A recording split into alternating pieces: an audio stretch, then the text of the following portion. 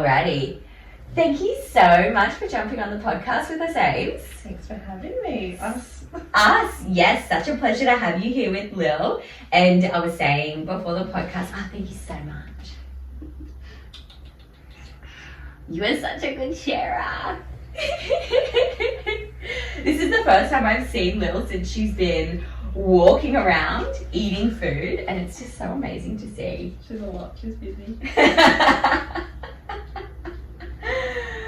So good. So I know Ames because you came and did our Appetence Birth Workshop when you were pregnant with this little one, and she is your first babe, and then you went on and endeavored into your birth experience, like well into your 41st week, maybe even after 42nd. 42 plus 1 when she was 42 plus 1. Yes, amazing. So I'm so keen to go deep into this again, and I feel like we haven't really gone super deep into the actual birth not yet. Yeah, so I'm really pumped to hear about it. So do you want to start, actually I reckon even start with your preconception and how, that's fine, how we were kind of unsure with how you were going to go and how it actually was much easier than we thought. Yeah, so like early 20s, mid 20s, I thought we might have some fertility issues. But when all the tests came back, everything was, normal. They said you shouldn't really have any issues, but wait and see. Yeah. I'd been on and off contraception, hormonal contraception for quite a while. And then I met a lovely GP and she said, let's look for like long-term pregnancy sort of thing. Yes. Make sure it can happen. Yeah. And went off the Implanon, but that was at least 2 years before we even thought about Will. Struggling there. No, what's the tea? The biggest tease to do for a baby, my gosh. She's like, what the heck are you thinking in trying to get them to do that? Okay, where is that to? Yeah, you saw the GP? That's right, yeah. Feel free to say her name because we have listeners everywhere. Okay, Alison Rowan. Yeah. On the Gold Coast in Mermaid Beach. Cool. Could not recommend more. Love cool. her. So she just sort of validated and was like, let's get to the bottom of this. Your periods are crazy. There's no reason why they should be. Yes. Let's sort it out. So, yeah. Because you were having 3 a year at this point. Yeah. They were really sporadic, like 3 to 4 a year, and there was no reason why it should have happened. Yeah. So then, on the Implanon, everything normalised. But then near the end, I just got these crazy heavy periods and horrible symptoms which I hadn't had before, like pain and cramps and all that sort of stuff. And she just said, let's get rid of all this junk. Yeah. Just go back to basics. Yeah. Natural, and we'll just see what happens. And then probably like 3, 4, 5 months later, got my regular cycle, 28 days on the dot, and just kept going from there. So good. Yeah. So good. that was all fine. Things were looking good. Nathan and I wanted to wait to have babies till after we got married. Yeah. But we were one of the many COVID weddings that kept getting delayed and dramas with the dates there. So we eventually got married late 2021. Yeah, okay. And then we said, we'll try after. Might take us a while. We planned for, at least 6 months of trying, and we'd, investigate further if we had any issues. Yeah. But we got pregnant the very next month, so we were very lucky. And Isn't we know how lucky we are with that. Amazing. And it just, happened. First try. That's just so fantastic. Like, what a relief. Yeah, huge relief. It's just so common these days to have difficulties with Yeah. conception, so I love that for you. Yeah, we're very grateful it happened. So good. So then where did you go from there? You were down in Goldie at the time? Yeah. No. No. We were on the Gold Coast then. On the Sunny Coast then. Sunny Coast. Yeah, cool. so we moved here in March. Yep. 2021. Perfect. Okay, cool. So where did you go from there? You were both working at the hospital. Yep. Yeah. Yeah. And how did you go about preparing for that, like, pregnancy and birth then? Or like, what was the initial thoughts? Like, is it a thought oh my to prepare, god, that or? was so fast. Like, Yeah. I honestly thought it would be like a year down the track, 6 months down the track. Yeah. I thought we'd have some, months of trying nothing happened. Totally. It's normal. Totally. But yeah, very fast. So it was just sort of like, oh wow, okay, that's quicker than I expected. Let's do it. Like, Yes. Wow. Yes. Go for it. So it just sort of, the weeks just went by, and I think, like I was saying to you earlier, because we got pregnant so quickly and so easily, I kept sort of thinking, oh, something will happen, like it won't stick, you know, like just prepare for that, have it in the back of your mind, just in case. And then we got to 12 weeks and I was like, okay, great, we're pregnant, and you know, it just sort of stayed. So then I was like, okay, we're in it, we're having this baby, like, wow, and like 25 weeks, it's like, okay, I'm actually going to entertain the thought that I'm pregnant now. And like I wasn't showing, I was so tiny, so I was sort of in denial. I was like, oh, you're pregnant, like no one really knows, like a few friends at work knew, and family obviously, but that was it. I was like, amazing. Oh. And then sort of the world knew and I started showing, so I was like, okay, yeah, I'm proper pregnant now. And so your pregnancy was pretty, I guess, not easy, but like not super dramatic, like you weren't super sick or anything like that. Oh, definitely. You were? Comparison. I've heard some horror stories, and poor Ez was very sick. So like I was nauseous, I didn't vomit a lot, but was still feeling really unwell until about 16 weeks. But like I swam in a triathlon at like 19 weeks. So like I wasn't that sick, I was fine. So I was still training, I was swimming, still going to the gym. But yeah, just modifying exercises after like 20 weeks or so to be safe. I would love to hear more about that journey of you going through the gym through pregnancy, what you kind of found and what you modified, how you went about that. I guess being physio, I sort of got the knowledge to do it myself. So true. And our gym was quite supportive. There'd been a lot of like pregnant mothers coming through just before me, so I think they were used to it. Like this was the movement in which y'all had. So they're like, oh, you can't do bench press, let's do this instead. Let's do shoulder press or something standing or whatever it might be. And I tried to do a lot of like leg and core work and quads, so I wanted to be strong. In my head, I was going to have some like intense like squat position for birth or something, so I was like, let's prepare for that just in case. Absolutely. Well, that's definitely the most important bit, to have strength in his legs and glutes, for sure. Exactly. So I was just sort of thinking long term. So good. Staying as active as I could. So good. So good. So good. And how did you progress through the rest of your pregnancy? Like being a physio, were you into the women's health? Physio? I did a women's health course, so I'm trained in it, but I've never worked in that area except for like a tiny bit of maternity here and there. But yeah, I knew what to expect from that side of things. But it was obviously new having the experience of me going through it. Did you like assess your own pelvic floor and stuff? I did, but it's hard to do it on yourself. Is it? I would have no idea. I knew like my coordination and endurance and that sort of stuff. You can do that yourself, but you can't really feel, you're not relaxed enough to sort of feel it on yourself. So true. So yeah, a little bit different. Did you get a pelvic floor assessment? I did, I went to Caitlin, her physio. Quite late on, because I didn't have any issues. I had a tiny bit of like SIJ pain. Because I was so active and I was working on like the acute ward, so I had to go up and down stairs.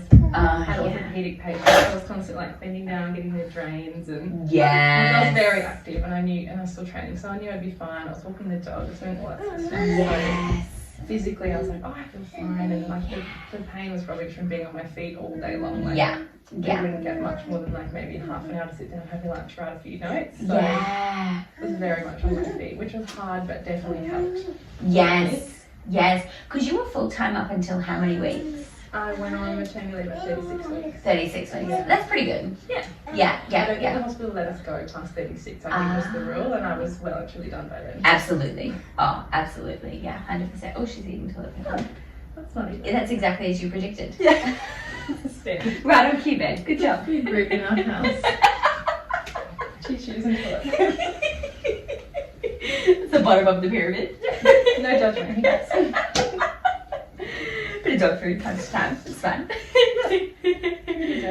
So good. Okay, cool. Amazing. And then for the rest of your pregnancy, like how did you feel when thinking about birth? I just find that a lot of times people kind of don't really realize that they've created all these beliefs and preconceived ideas about birth, and then they fall pregnant and all of a sudden they kind of realize they have all of these potentially negative or positive beliefs about birth. So how does that seem true to you at all? I think like with Nate being a doctor, me being in health, like obviously I didn't work in maternity a lot, but you sort of see the bad side of things.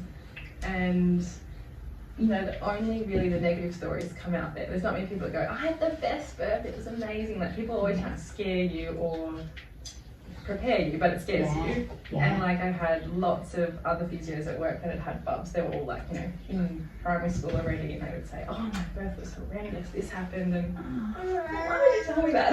Why would you make good stories? Like, literally. Why tell me? So that was really impacting me, of all the like, oh, this, be prepared, this will happen, this might happen. So I had like the negative stuff more so in my head, and like I said, I've only really had like the idealized idea in my head of and like glowing and it'll be easy and you sneeze and they come out like movies or whatever. So I wanted that, but then I was hearing all of this. So I was sort of torn. I was like, okay, like the birth workshop really helps. I was like, okay, this is what will actually happen. So good. And hopefully these few things will happen. So good. So that was more like, okay, let's just focus on this. That's what we kind of want.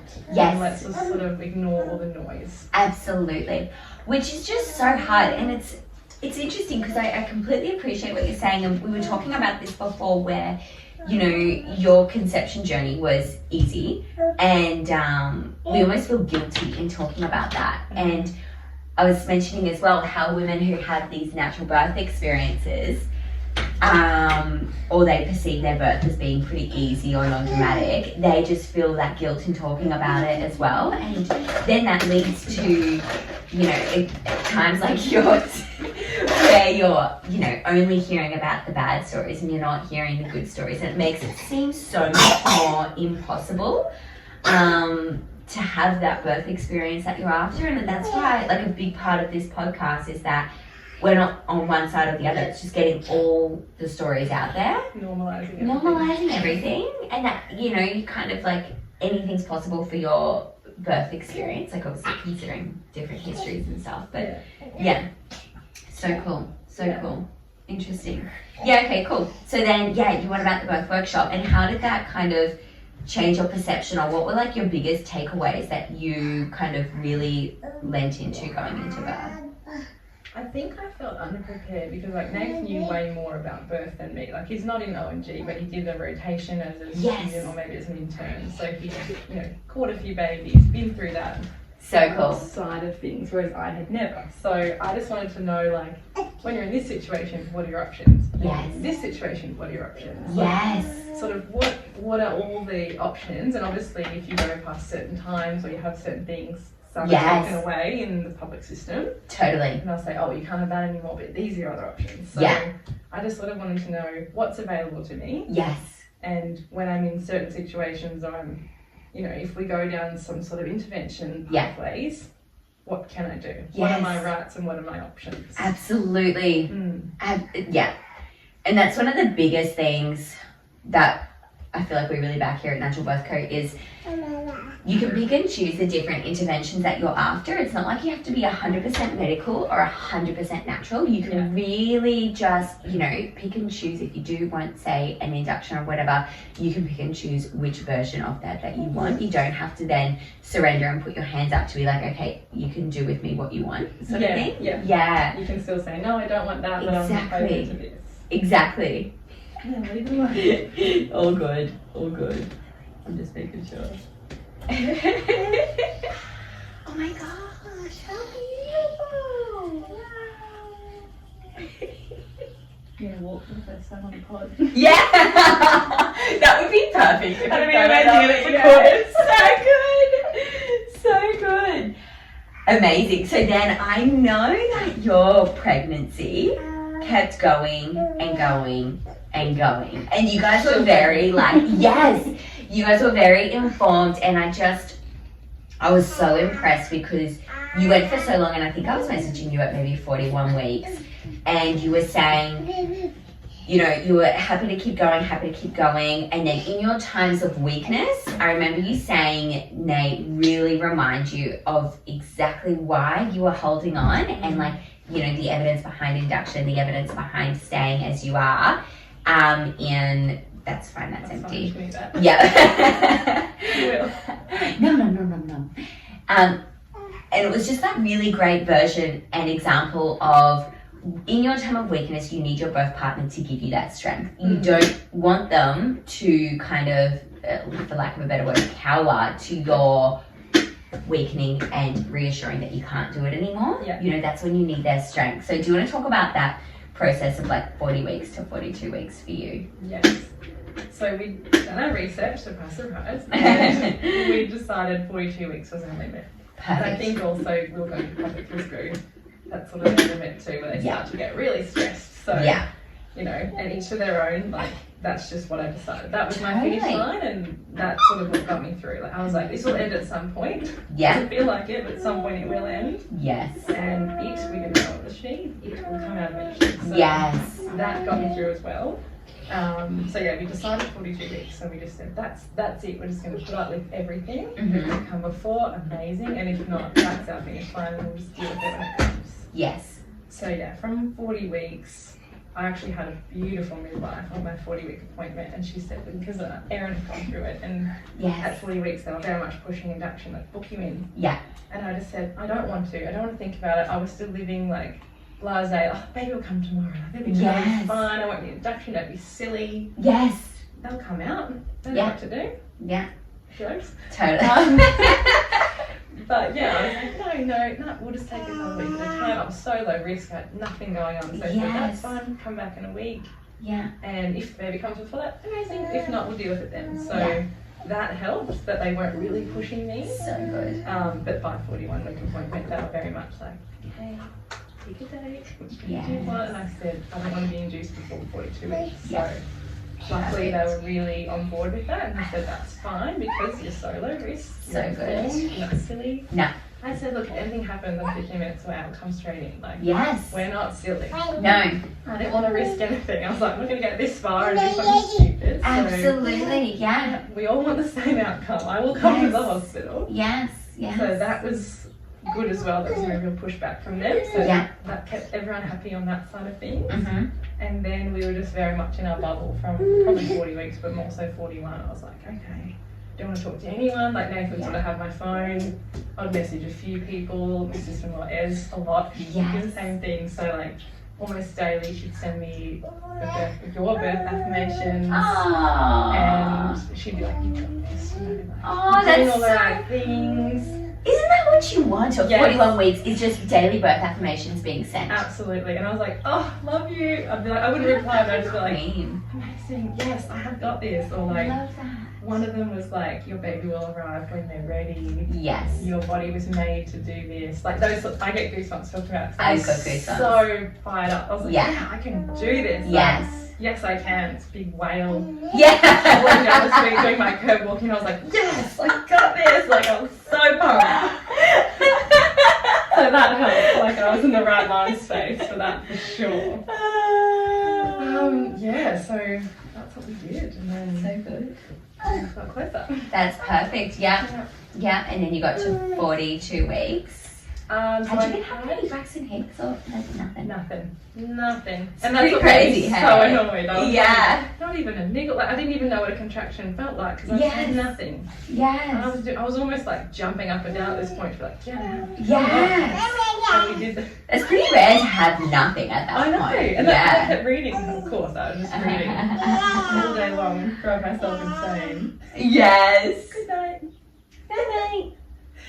And I was like, oh, it's not normal to have nothing. And I was like, oh no, there's something else going wrong. Like, of course. Yes. So yeah, you get in your head a lot. So I had to just ignore everything. Just Nathan and I. That was the most important thing to focus on. Perfect. So I had an appointment. So I was 42 weeks on the Sunday, and I had an appointment at the hospital on Friday to come in and see if I needed the catheter. Yes. But I was 2, maybe 3 centimetres, I think 2 centimetres dilated, and I felt nothing.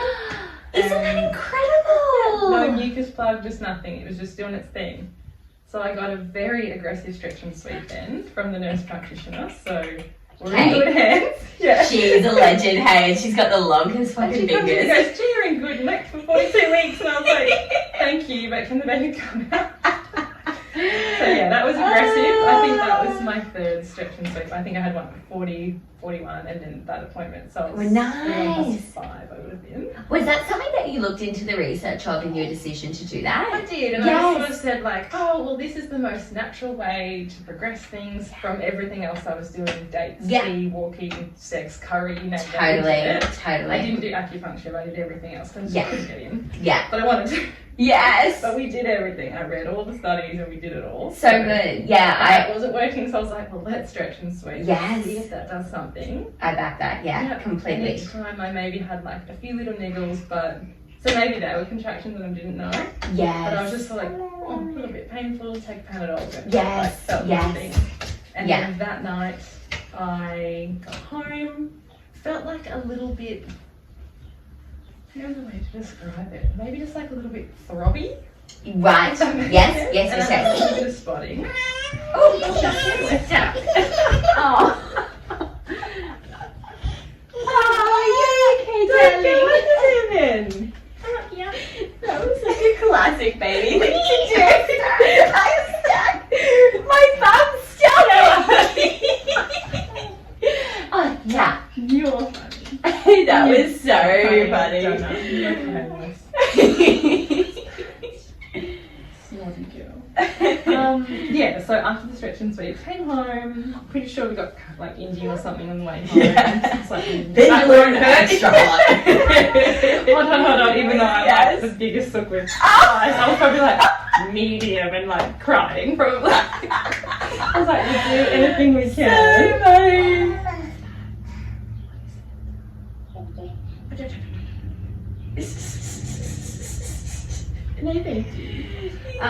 And then I was like, I'm gonna have a bath. So like almost every night for like a month I had like my candles, my incense, like all like my oils and my music. Like Nate would be like, oh, some music, and I'm like, might be like Enya or something. Like I just lay in the bath and be like, oh goddess, come on. Yes! How It's like oxytocin, let's go. That's so And then like I'd get a foot rub or something, I'd be like, yeah, thanks, and come around and go to sleep. And I'm so relaxed and wake up like, stop pregnant. Oh gosh. So we were doing everything. Yes. Little Miss was just very comfy. She was. And because I'm under the impression, correct me if I'm wrong, that you were pretty sure on your dates because Oh you intentionally conceived. So that was it. Yeah. So we were bang on and they were 2 days apart. So yeah. I know everyone's like, you can't be 100% sure, but like But you knew when we you had sex conceived. twice. Exactly. So I was like, that's it. Perfect. I am this many weeks pregnant. I have to be. Perfect. Yeah. No, I back that completely. Yeah. So And that's my periods interesting. were always regular, so it's not like that was in question. No. So I was like, yeah, I'm 42 weeks pregnant. I'm still pregnant. No. Yes. To their day. Yes. Maybe it's Boxing Day. Yes. Very memorable. Oh, ew, I don't want to hear about mom and dad having sex. Just kidding, we didn't do that. Her face is so funny just then. She was just like, ew. Our babies are made. Yeah, so anyway, that night, the Friday night, went to bed again in my oils and I was like, yes, so relaxed. So good. It was probably like 7 p.m, so that's when I was going to bed.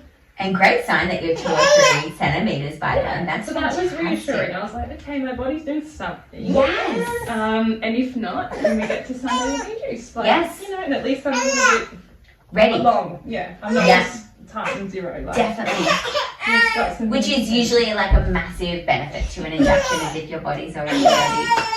Darling. What is wrong? Do you want a drink?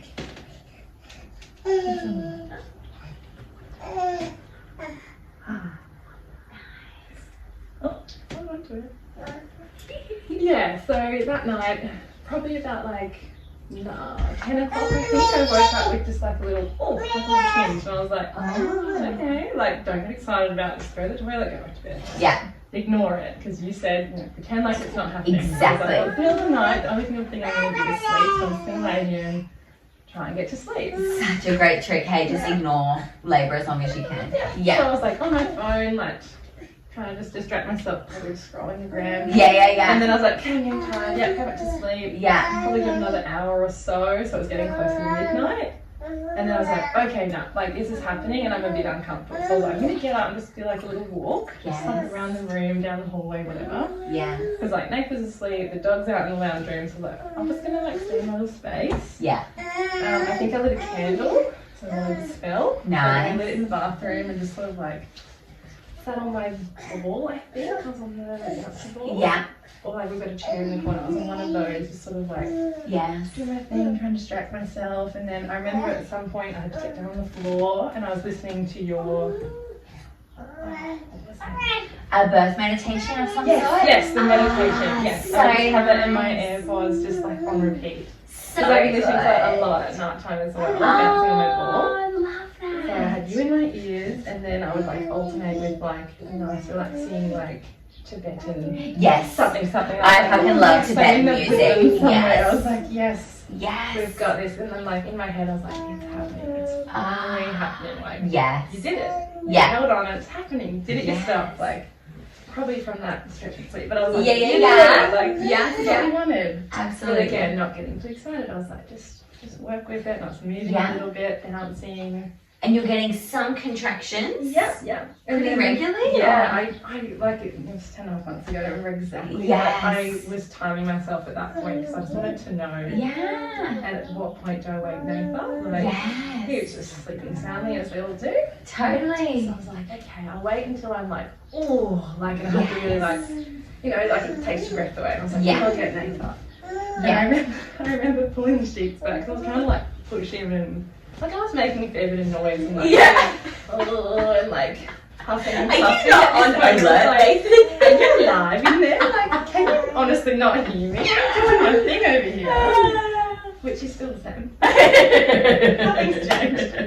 I pulled back the sheets and he's like, oh my god, what's going on? Because obviously like the first thing in his mind would be like, your water's broke. I need to go in the car and drive you to the hospital. Like, I was just like, packed with like, put these 2 things in and put these 2 things in, let's go back. And they had been for like 6 weeks. Literally. They were all prepared, sitting up there in the bed. And he was probably like trying to throw some stuff in a bag or whatever he had to do. And he's like, what's happening? And I was like, don't freak out, I'm in labour and it's time to get uncomfortable. Yes. And this was obviously in the break-with contraction. He's like, okay, great, what do you want me to do? And I was like, just time them. I'm just doing my thing. And he was like, okay, good. Yeah, and great call getting him to time them because, like staying out of that logical mind, getting him to do the number stuff. And he knew his job. He was like, that's what you have to do. You drive, pack the car. Yeah, time the contractions.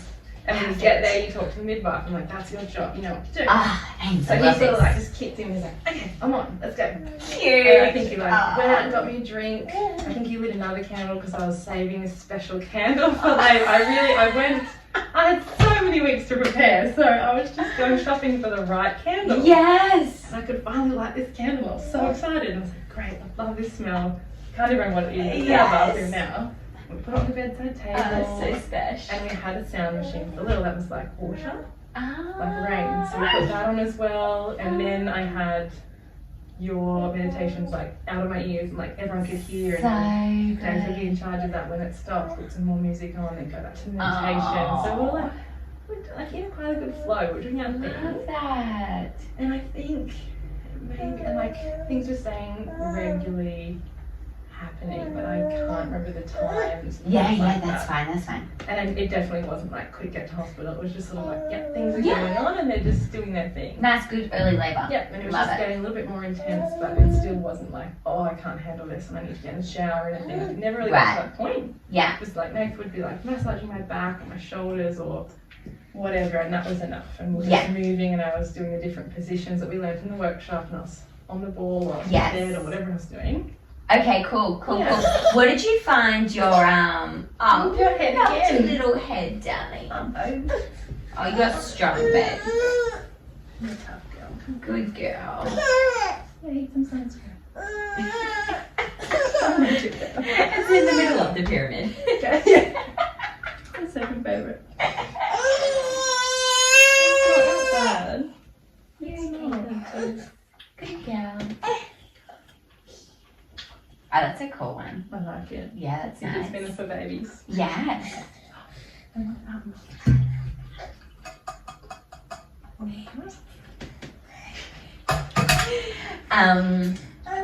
Yeah, okay, cool. So in this early labour phase, what one positions did you find the best, and two like techniques / strategies did you find the best to handle that sensation? I think almost like a child's pose, like wide hips and like rocking back and forth on the birth ball, and then Nathan on the other side, sort of like holding onto my shoulders, doing that, and then in between he'd like go on my hips.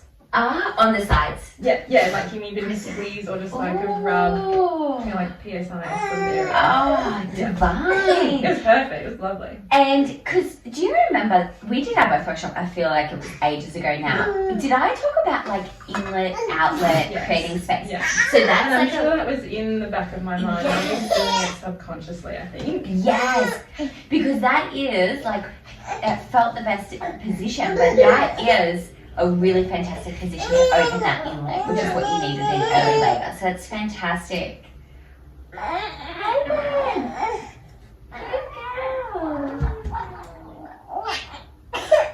Oh, darling. Oh, and she sat on a little toy. Girl.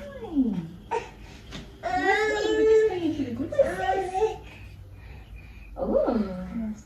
No, no, no, no, no, no, no.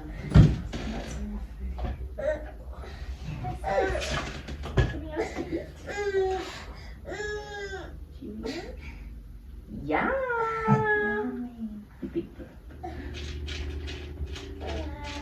And some cheeks.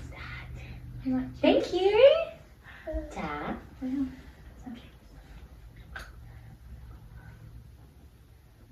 Just have a little snack. My sunscreen is now applied and we are good. Oh, okay. We're ready. Thank gosh. No early signs of aging. No, we don't want any wrinkles over here, do we, babe? No.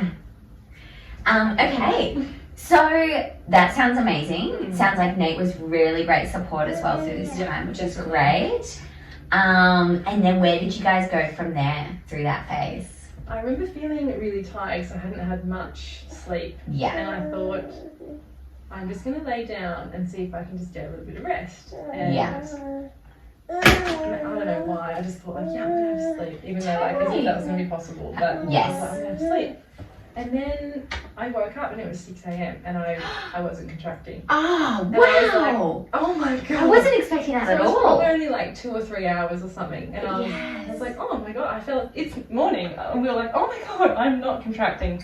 It stopped. Was that a bit, how did you feel? I was devastated. Yeah. I was like, you're joking. Yes. Like, we were on. Yes. And I was like, what's happening? And then just, it stopped. Yes. And I genuinely wasn't aware that it could just stop. I didn't know that was a thing. Right. I was like, oh, we did something wrong. Or like, right. I don't know, whatever. The baby's gone back up. Yes. And I was like, oh, it's over. I'm going to be induced. Oh. So I was a bit heartbroken. And they said, okay, well, what do you want to do? And I was like, well, I'm going to have a shower. Like, it's the day. Let's start the day. Yeah. Have a shower, have some breakfast, starving. And then after like a bit of a cry and like, okay, I'm like, whatever, let's just get on with it. I was like, well, we can do a few other things to see if we can start it up again. So we went, took the dog for a walk. We ran into a neighbour. Oh, We was trying to have a chat. And we're just yes. like just trying to walk ahead. And I felt being like, it was so rude. And they were sort of like, oh, I've had a bad night. Like, walk slow into the thing. Yeah. And I was doing like curve walking and I had my glasses and I'm sure I was just like, Oh. I was just so tired. That was the main thing. And just like, oh, it's over. Like, yeah, we're gonna go get induced. Then After such a tease as well. Yeah. Then I had some like really sporadic contractions. So we were booked for the induction at 11. So Yeah. they had called in the morning at like 3 or something. And said, oh, I said, great, if it's happening, just let her do her thing, and you know when to come in if you need to. Whatever, 5 and 2. Well, I don't remember what they were. Yeah. Whatever their equation was. Bring her in, or if anything changes, come in. Yes. So I remember him calling then when contractions had stopped. It was probably about 10 o'clock, and said like, okay, like, well, do you want us to come in? And they said, oh, we're too busy. We've got so many mums birthing. Like, maybe later this afternoon give us a call and we'll see where we're at. Yes. Just keep doing your thing, like it'll probably happen again. Yes. And I was like, oh, I just kind of want to go and get over and done with. At that point, I was like, I'm so tired. So then. And you were 42 weeks at this point, at this day. I know. Yeah, that was. The YouTubers are going to be getting such a vision. There we go. Oh, good. Actually, I couldn't even tuck this in. Yeah, okay. So at that point, you were keen to get in. Yeah. Yes. Yeah, we wanted to just. Yes. Let's do it. Yeah. Yeah, 42 weeks back. So valid. And that was the standard. Like, yeah. And I really back up.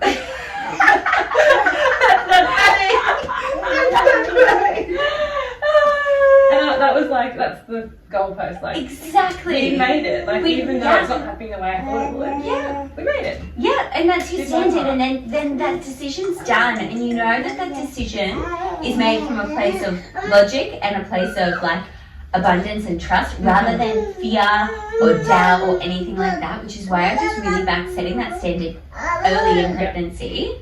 And not like getting to that 40-week mark and being like, I'm over it, I'm done, I'm gonna get induced. And being coerced. Exactly. Yeah. Yeah, exactly. So yeah, that was the plan, and then I was getting a few like sporadic contractions, and then I'd get like 3, and I'd be like, okay, I'd think about it, they'll go away, and then it'd go away again. I'd have nothing for an hour, and I was like, whatever, like we're gonna get induced anyway. Let's just, if it comes again, it comes again. But we just sort of live our life. I think I had another little nap at about 2 o'clock, and then Dave called and he's like, look, like we're gonna come in at 4, and we're gonna have to wait around for a while. Like Amy just wants to come in, like she's so over it. Like, 42 weeks pregnant, like Totally. come on. And they're like, yeah, all right, come in, but we can't guarantee the start straight away. Yeah. I reckon I might need to feed you. That's okay. We'll pause it. Ready? Perfect. Do you want me to take your headphones off? That's all right. You're right. Yeah. Cool. Should we just carry on? Oh, carry on. Perfect. Better? Yeah, don't play with that though. Yeah, so we got there, waited around for a while. I feel like we got there like 3:30 or something. Waited for a bit. And I actually think it was like 4:30. I had my ARM and the symptoms started. So it was actually like, let's just do it. And they got into it. Yeah. And then we went from there. So good. Okay, cool. So, yeah, how was that experience of that ARM Synto? Like, what kind of happened from there with the contractions and everything? Nothing for a while. Like, I think it was about an hour until I was sort of feeling them again. Yeah.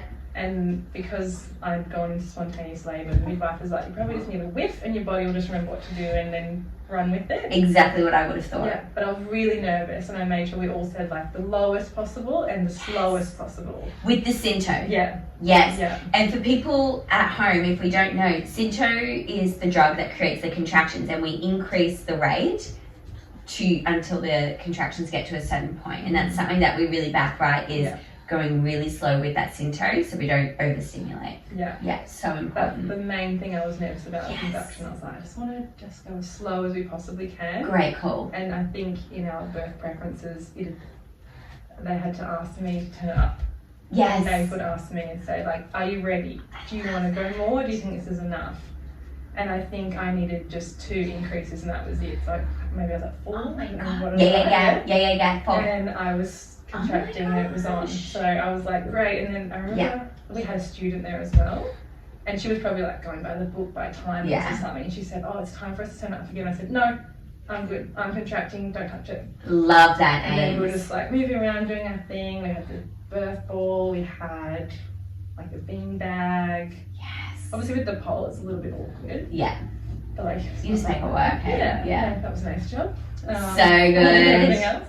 So good. Obviously they put a pad on to check what came out, and I had MEC. Obviously I was 2 weeks pregnant. I was kind of expecting it. Yes. My ideal preference was I wanted to have a water birth, but going into that last weekend I was like, probably not possible. I'm being realistic. Good on you. Maybe I can use it for pain, but it might be born in the water. It's fine. Yeah. Heads up, I love that birth preference of you have to ask me if I want to turn this into up. I think that's actually really fantastic. Yeah, I just heard a few horror stories of it just way too fast, too quick, overstimulation, and then the Yes. cascade just follows. So Yes. Great. yeah, I just, if we could avoid that, I wanted That's to. amazing. And, yeah. And you guys being this is something that I really noticed is that you guys were very like researched and aware, and your choices were really respected and followed.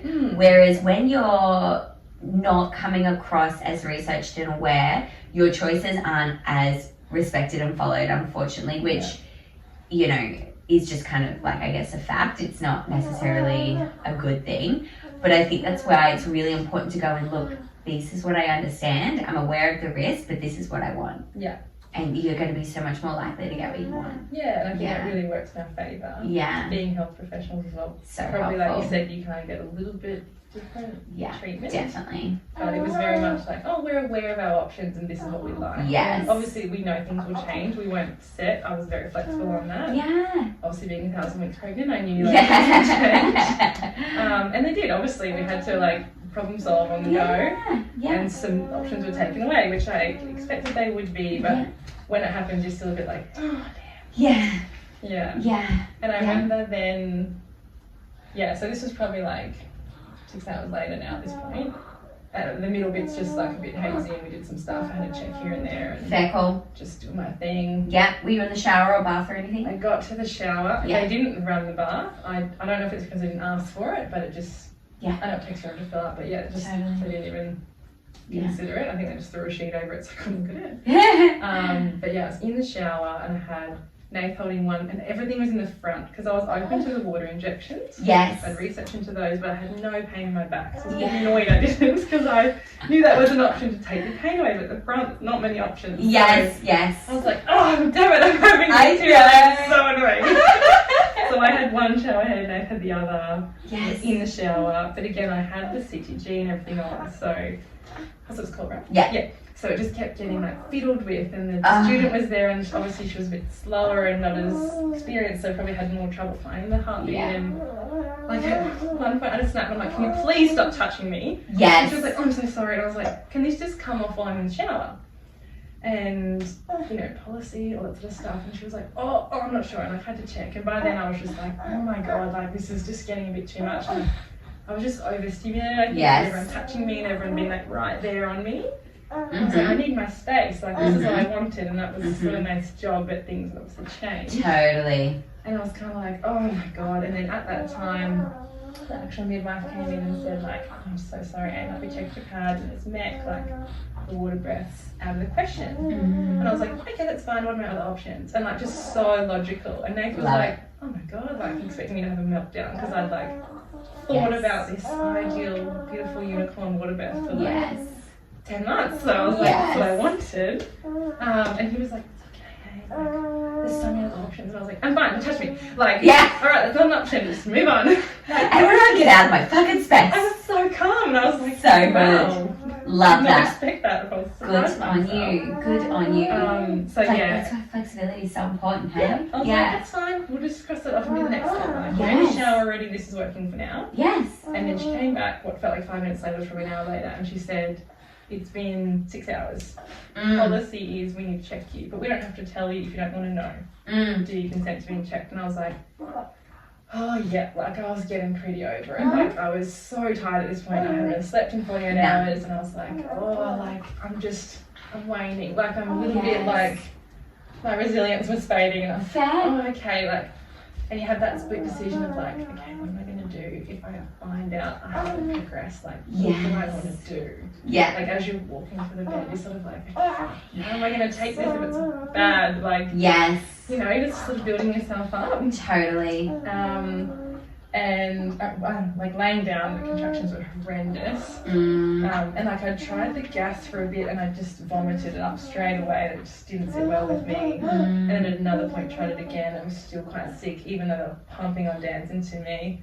So I was like, okay, well that's not an option. Like, I'm sort of running out of options here. And I was sort of like trying to shower, but I was thinking I was getting to my limit there. You need versatility, don't you? You need like when something's not working, okay, that's fine, I got other options. You need to know there's 3 other options and it's not your job to think about it. Your birth partner should be like, okay, that's fine, this is what's next on the list. Let's do that instead. Perfect, Which Nath was doing brilliantly. Yes. A really good job. Yes.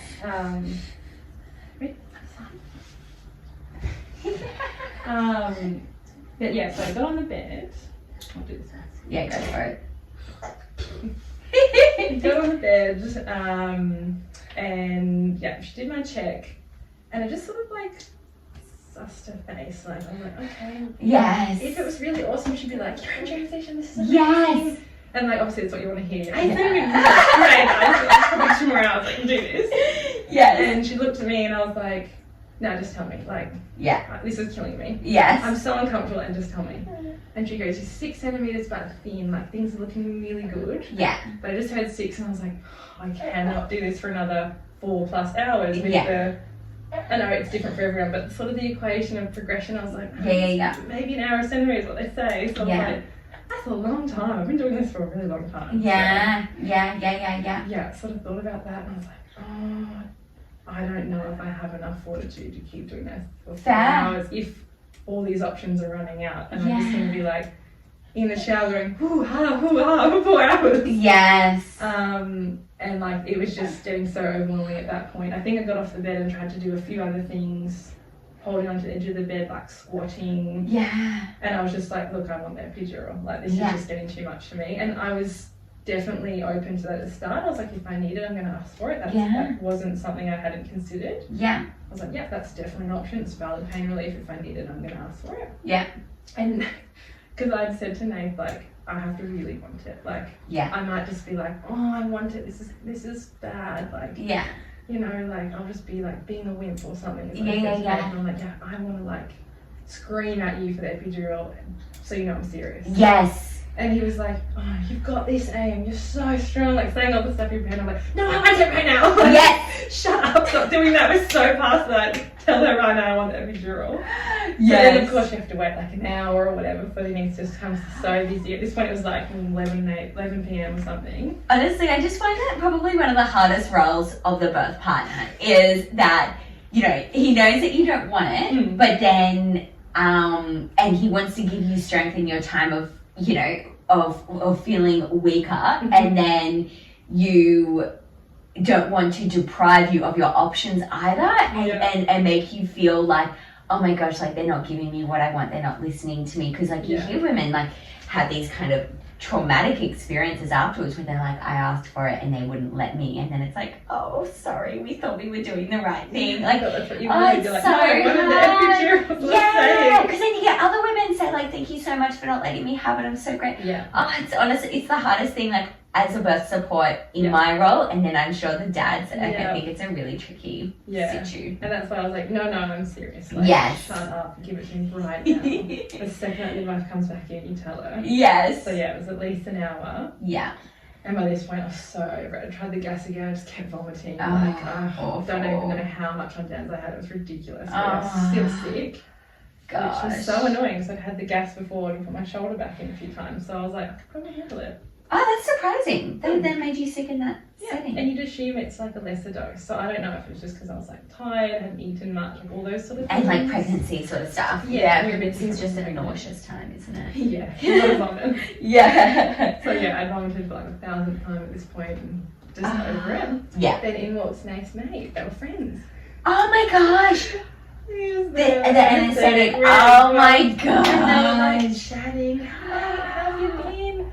Oh, good. Didn't Small know talk you were outside of the fucking And I was bathroom. like, shut up and put it in my Yeah. And then obviously you've You got can to tell go. after. I was like, catch up and the baby's here. Honestly, don't care. Go and be the best. And like they were like going through the consent and I was like, yes, I understand. Yes, I consent. Yes, I understand. I consent. I was like, hurry up. Yes. I've already waited for you for an hour. I can't sit hunched over like this any longer. Oh, Like, I have to like straighten up during contraction, like move my hips up, like okay. And then he'd be like, okay, you got like 2 minutes. Hurry up, let's go. Yes. So yeah, finally got my epidural in. Oh, And then what a relief. I was still in a lot of pain, and I was like, what's going on? What? Why? And like he did beautiful for us. He did a great job. Beautiful epidural. I still Amazing. had great movement.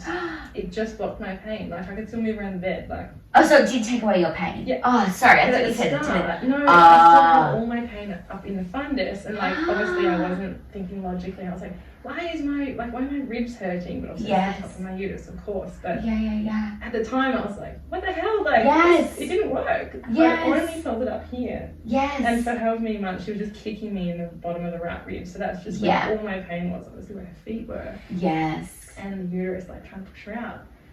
So I think I needed like 2 or 3 boluses to finally be like, okay, now we're settled. So good. And then Doris. Oh my gosh, Doris, she's so amazing. Bless her soul, I honestly love her. And if we had anyone else, I think it would have gone differently at the end. And she I will have to tell her. I just saw her at work the other day. She's amazing. I wrote feedback and said like, I love Doris. Thank you so much. So beautiful. She was a game changer. Did you tell her that you did my workshop? No, that's so. okay. No, I should have loved it. Yeah. I will. She was incredible. She's exactly who I needed at the time. Little's gone to sleep. This is perfect. Anyway, and then Doris like tucked me in and she's like, okay, have a rest. And like in however many hours it's supposed to be, we'll have a little check if you're up to it. Like set up a nice bed, dim the lights, gave us some music, and a few little sips of water. I think they gave me a jelly bean or something. I barely ate, and then like she just sort of like owned the space, and she's like, "We got this. Everything's safe. I'll be right here. Just have a sleep. You don't need to do anything." And I was like, and like just fully relaxed. I was like, "That's what I needed." Like finally, I felt like I had some control back, and I was like, "Yeah, good, all right." So good. This is the best I wanted to be like in control, and it was lovely to feel no pain finally. Apparently one of the biggest things about a woman being traumatized by a birth or not is whether she felt in control or not. It doesn't necessarily matter whether it's like ends up being the birth of that she imagined or whatever. It's the sense of control, and when we feel like we don't have any control, even if we're completely natural, that's where the trauma comes in. And I just so I love that you said that. That's really interesting. And I feel that even though, like I said, things were taken away from me, I still felt very much in control in the end. Like, I feel like I got what I wanted with my limited options. And like I didn't really want to be induced, but like we made it work. I didn't really want the epidural, but I'm glad I did, and I asked for it every time I wanted it. So absolutely. It worked in the end. Yes, so good. So when you're in this rest phase, what position were you in? Do you remember? I was on the side with the peanut. I asked for it.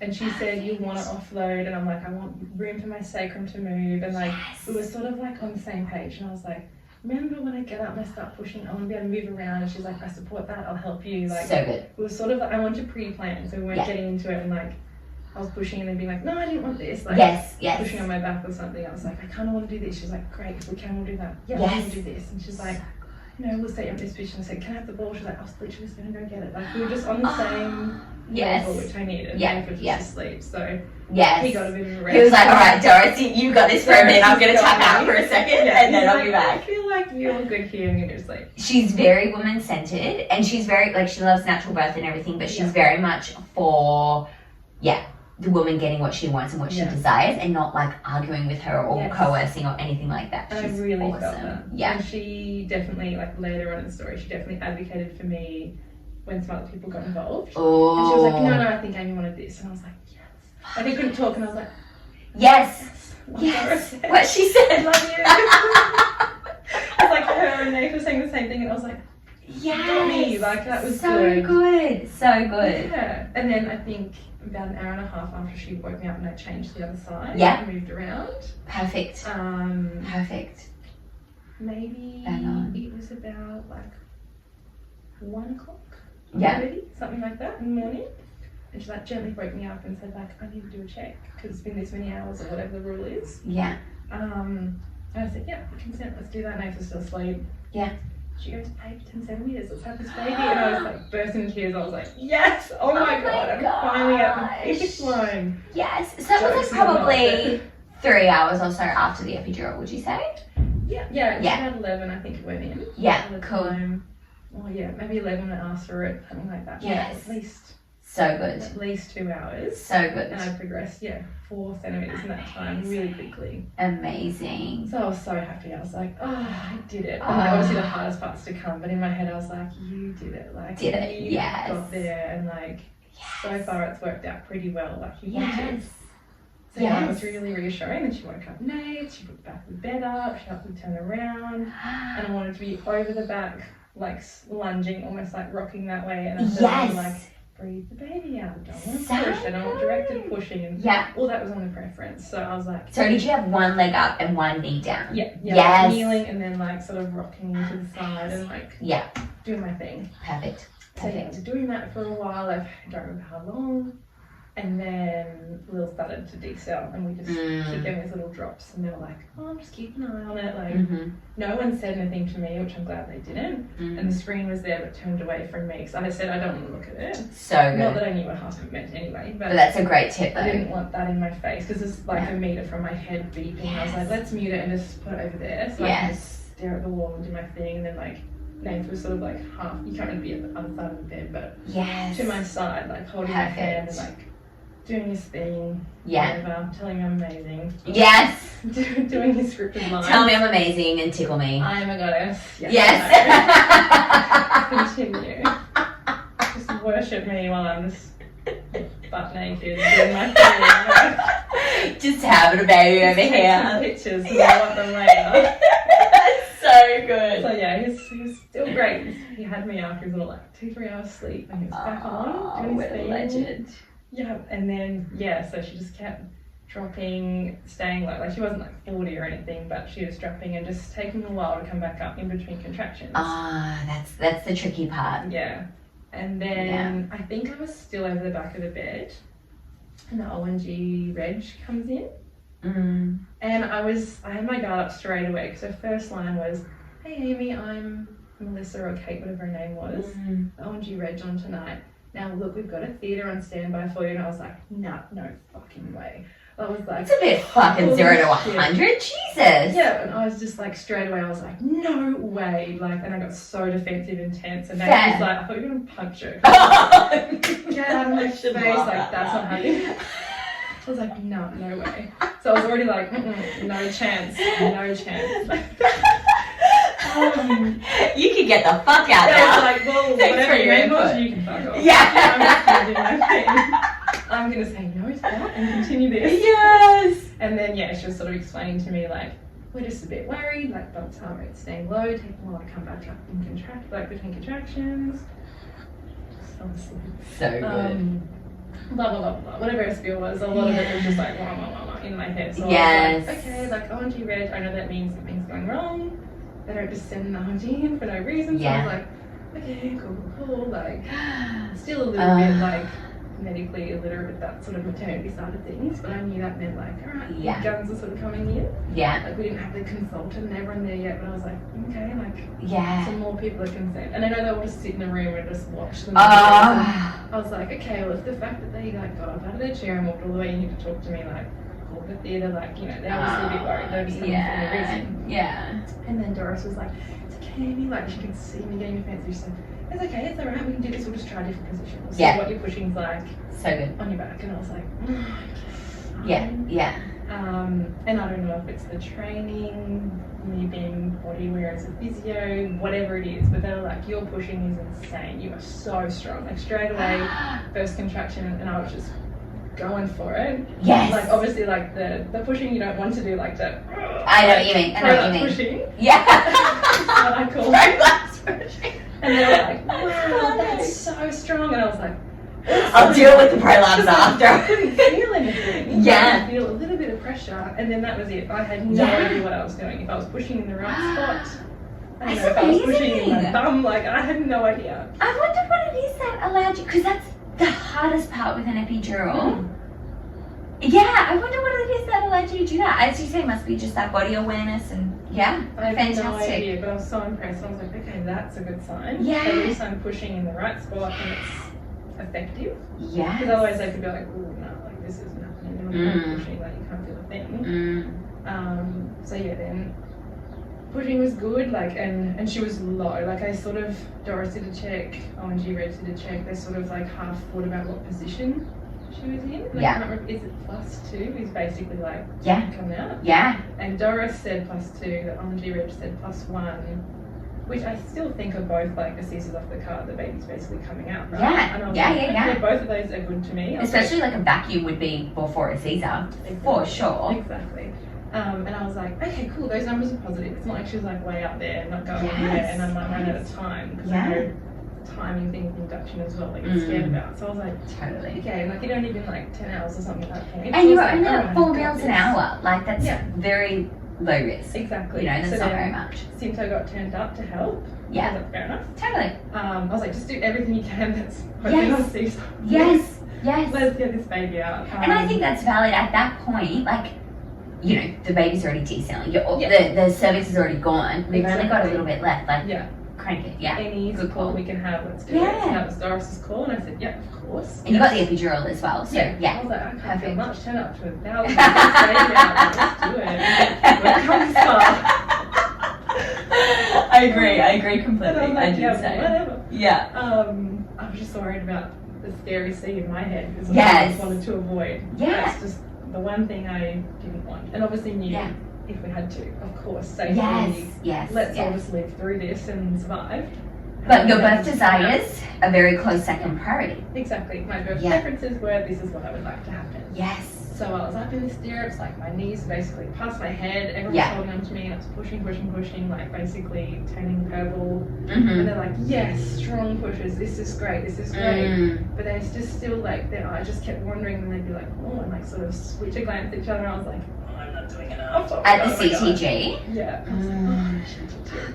And Nathan's on this side, like staring at it. It doesn't help. He's a No. just being like, oh. Oh. And he was like, you're doing so well, like just push so hard, like just push the baby out. And I was like, I'm trying, I'm doing like absolute most here. Oh my god. And like, yeah, it wasn't enough. So the one she read was like, okay, well, what we normally do in this situation is a vacuum and an episiotomy. No, I think she just first said a vacuum, and I was like, okay, yep, I consent to that, absolutely. And then she said, policy for that is, we normally do an episiotomy because of blah, blah, blah. And I just said, no, I don't consent to that. Nice. And she was like, oh, like I probably should have never had that resistance before, perhaps. And I was like, and she goes, oh, okay, so what we normally do is for the risk of tears. And I was like, you not read my sheet? Yes, I'm very well aware. This is my Look at my area. birth preferences.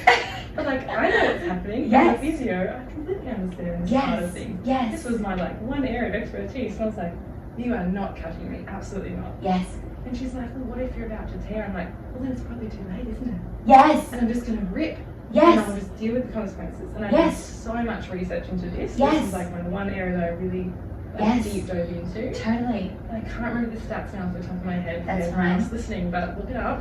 Yes. And it was something like 4% of first-time mothers have a 4A or 4B tear.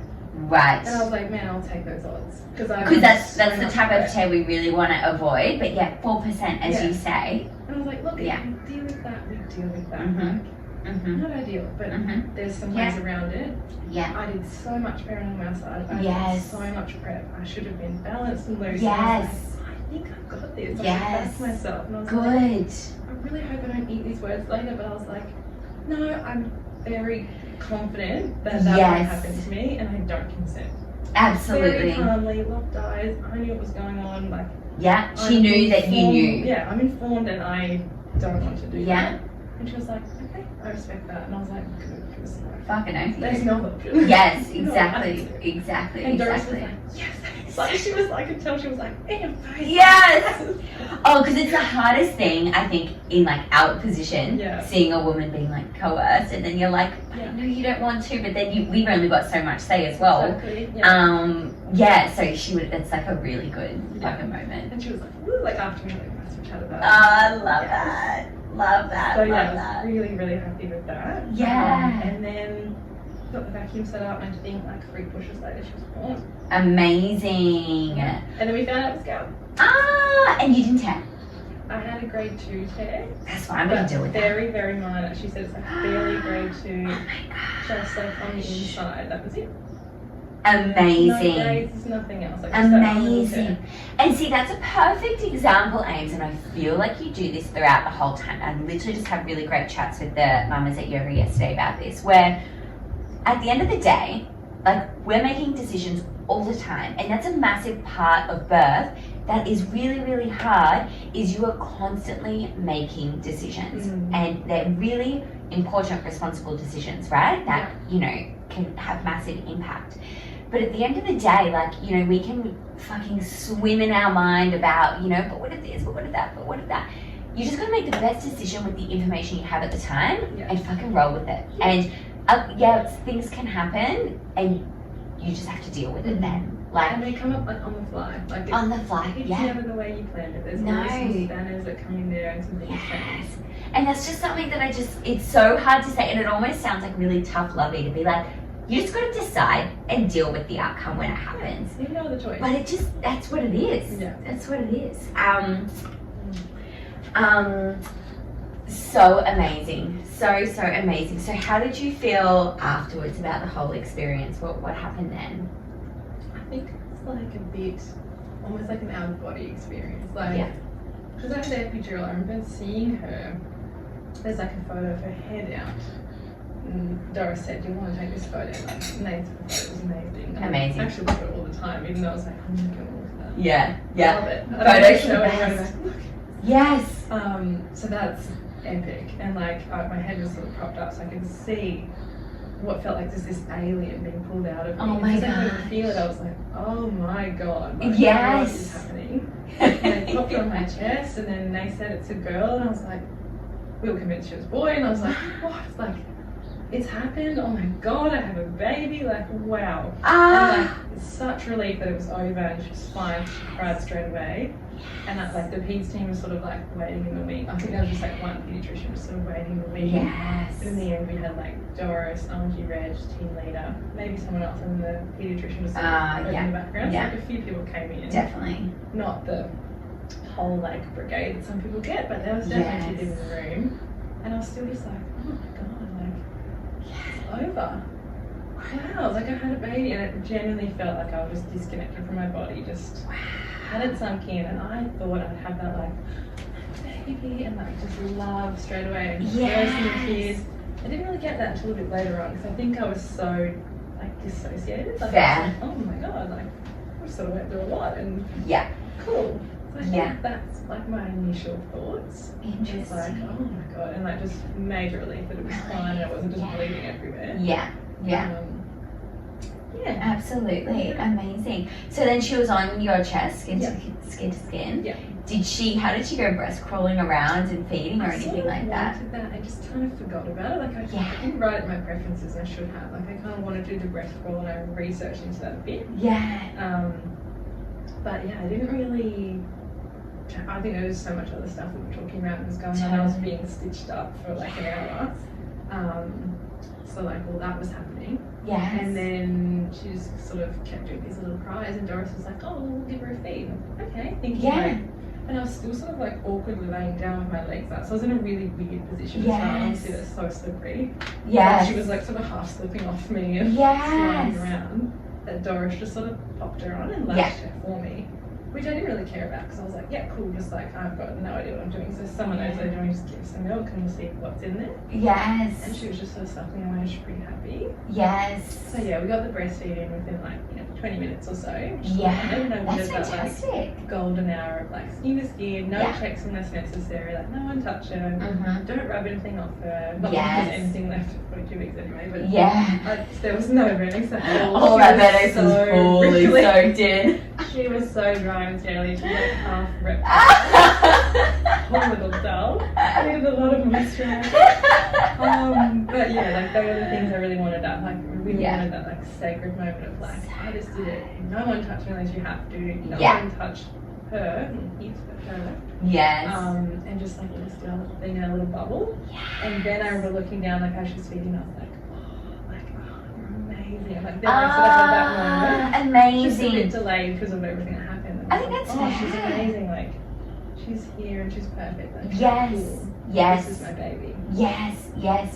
And as you'd say, I think because of everything going on, you would have been more in your logical mind, like in that birth, which is fine. But then that mind would also really be like, am I tearing? No. Okay. Is she breathing? Yeah, good. Am I bleeding? Nah, all good. And then you have to worry about the placenta. And then it's like, you can give her the injections, like those sort of questions. I'm like, just everyone just leave me alone. Exactly. I just have a list to go through. Like, Exactly. give me a hot minute. 100%. So then, like, to get in that, like, oh my god, my baby's here. Like, Yeah. that's something that's a bit more emotional Yeah. and yeah. like primal. Yeah, totally. And I feel like I was protecting myself to not get too emotional in case like I needed the Caesar or she came out Yes. unresponsive or whatever, or I hemorrhaged or like whatever the issues were. Totally. Or I had my grade 4 tear, like all Totally. those sort of things are still in my head. So I think I sort of held back a little bit to sort of protect myself of like, Yes. just wait, it's not over yet and some horrible things might happen, we'll just wait and see. Totally. Yeah, yeah. Good call, good call, good call.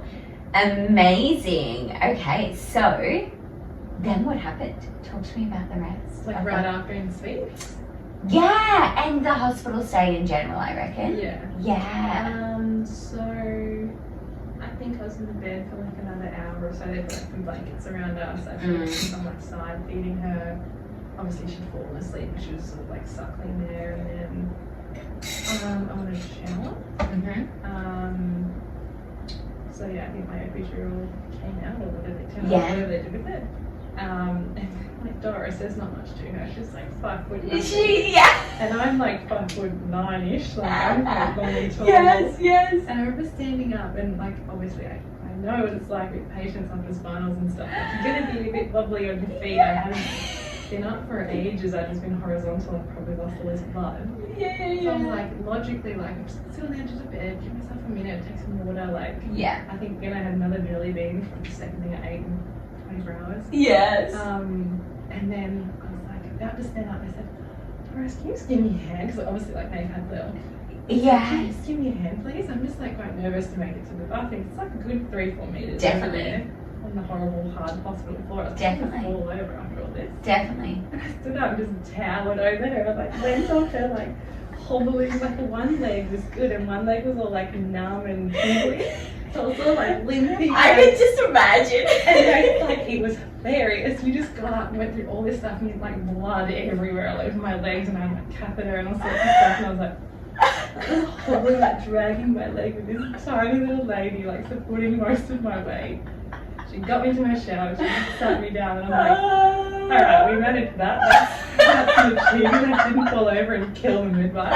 Oh, I'm just imagining Nate like sitting back watching me like, holy Yeah, shit. so I was just like, that's hilarious. Yeah. Chuckling away. So yeah, that was really funny. I found that moment hilarious. So good.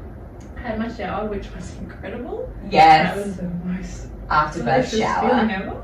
That's what my mum said as well, is that it's the best shower you will ever have is straight So after cleansing. birth. Just Yeah. Probably Oh, poo, but all, yes. all sorts of other your shit. poo, their poo. Definitely her Fluid, poo. Poo yes. on the way out as well. Like, Yes. So much poo in there. Yes, exactly, exactly. Beautiful. Yeah. Yeah, I had my shower, got back into bed, got a little back on my chest, and then Doris, again, I love her so much, probably bought like 10 pieces of toast. And started like Aww. buttering with butter and Vegemite, and I reckon I had all 10. Like, I think they had one, and I was just ravenous. So So hungry, good. and I think I sculled, like I had that big liter water bottle, I think I sculled it twice, and I was like, Amazing. okay, like I'm ready now. Nourishment. Yeah, and then I had So a little good. sleep, and she was just sort of like in the little nook of my arm there. Perfect. And this is also the best way. Yeah, Wow. we were there for quite a while. There was, So there good. was no room on the ward, so I think we Ah, felt like fair a while call. longer. Mm-hmm. Because I expected all that to happen on the ward, and I just like pushed over in bed Yeah, or a wheelchair or something. But yeah.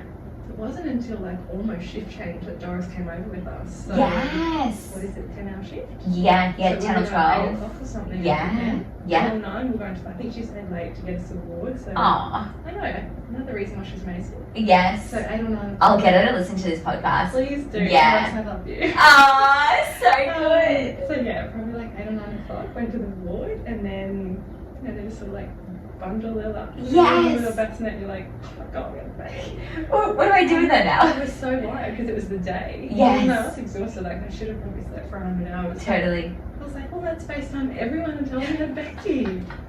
So The neighbours. the hairdresser. I don't know your last name, it's fine. Just yell it down the hallway. Yeah.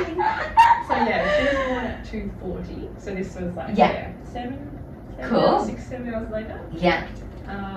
Yeah, FaceTime my parents first, Nate's parents are separated, so his mum and her partner Greg, and Yes. his dad and stepmom. So good. And they were like the first round, and then I think we like had a little sleep. Yeah. I got like a late breakfast on the ward, and then I'm sure someone had to come and check me or her or something. And there's people Yes. coming in and out. Totally. And then a little bit later, told everyone else. Then by like lunchtime, I think my mum, whatever the visitor hour. Yes. Yeah. My mum and dad came. Perfect. Which was beautiful.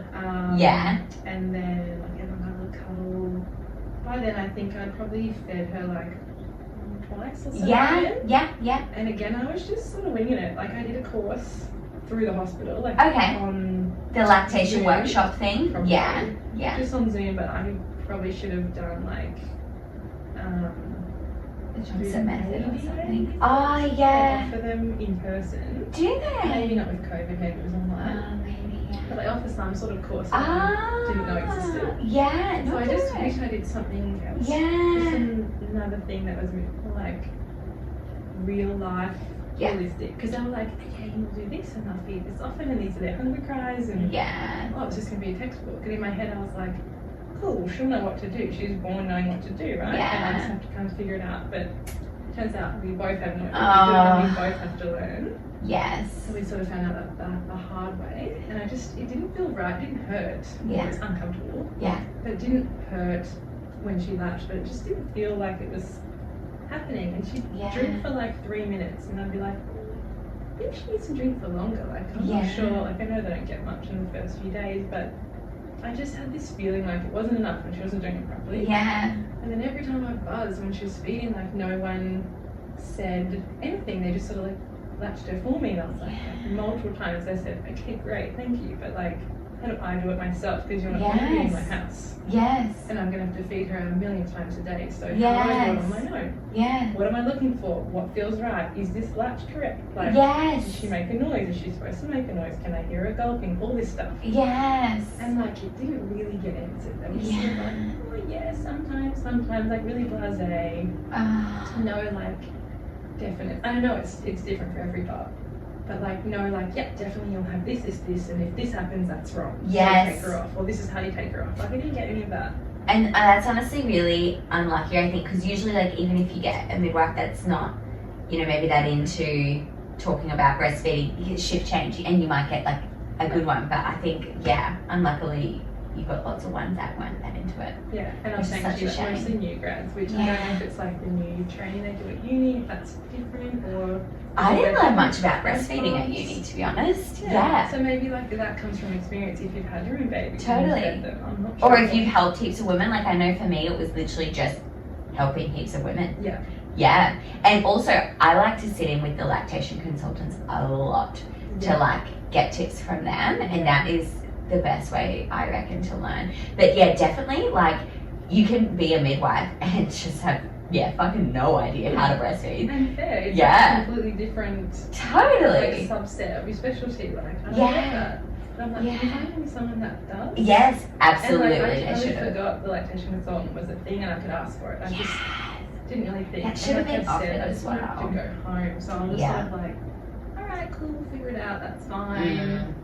Then we stayed one night, which was like just the most uncomfortable, horrible night ever. Like, anyone that's been at school, you're like in the, Nathan was basically sleeping in the corner on the floor, basically. Yeah. And it was all like echoey in this little Yeah. corner. So when I'd call out, and again, like I was mindful of like mums and bubs next door. I didn't want to wake up and start screaming in the wall and waking the baby up.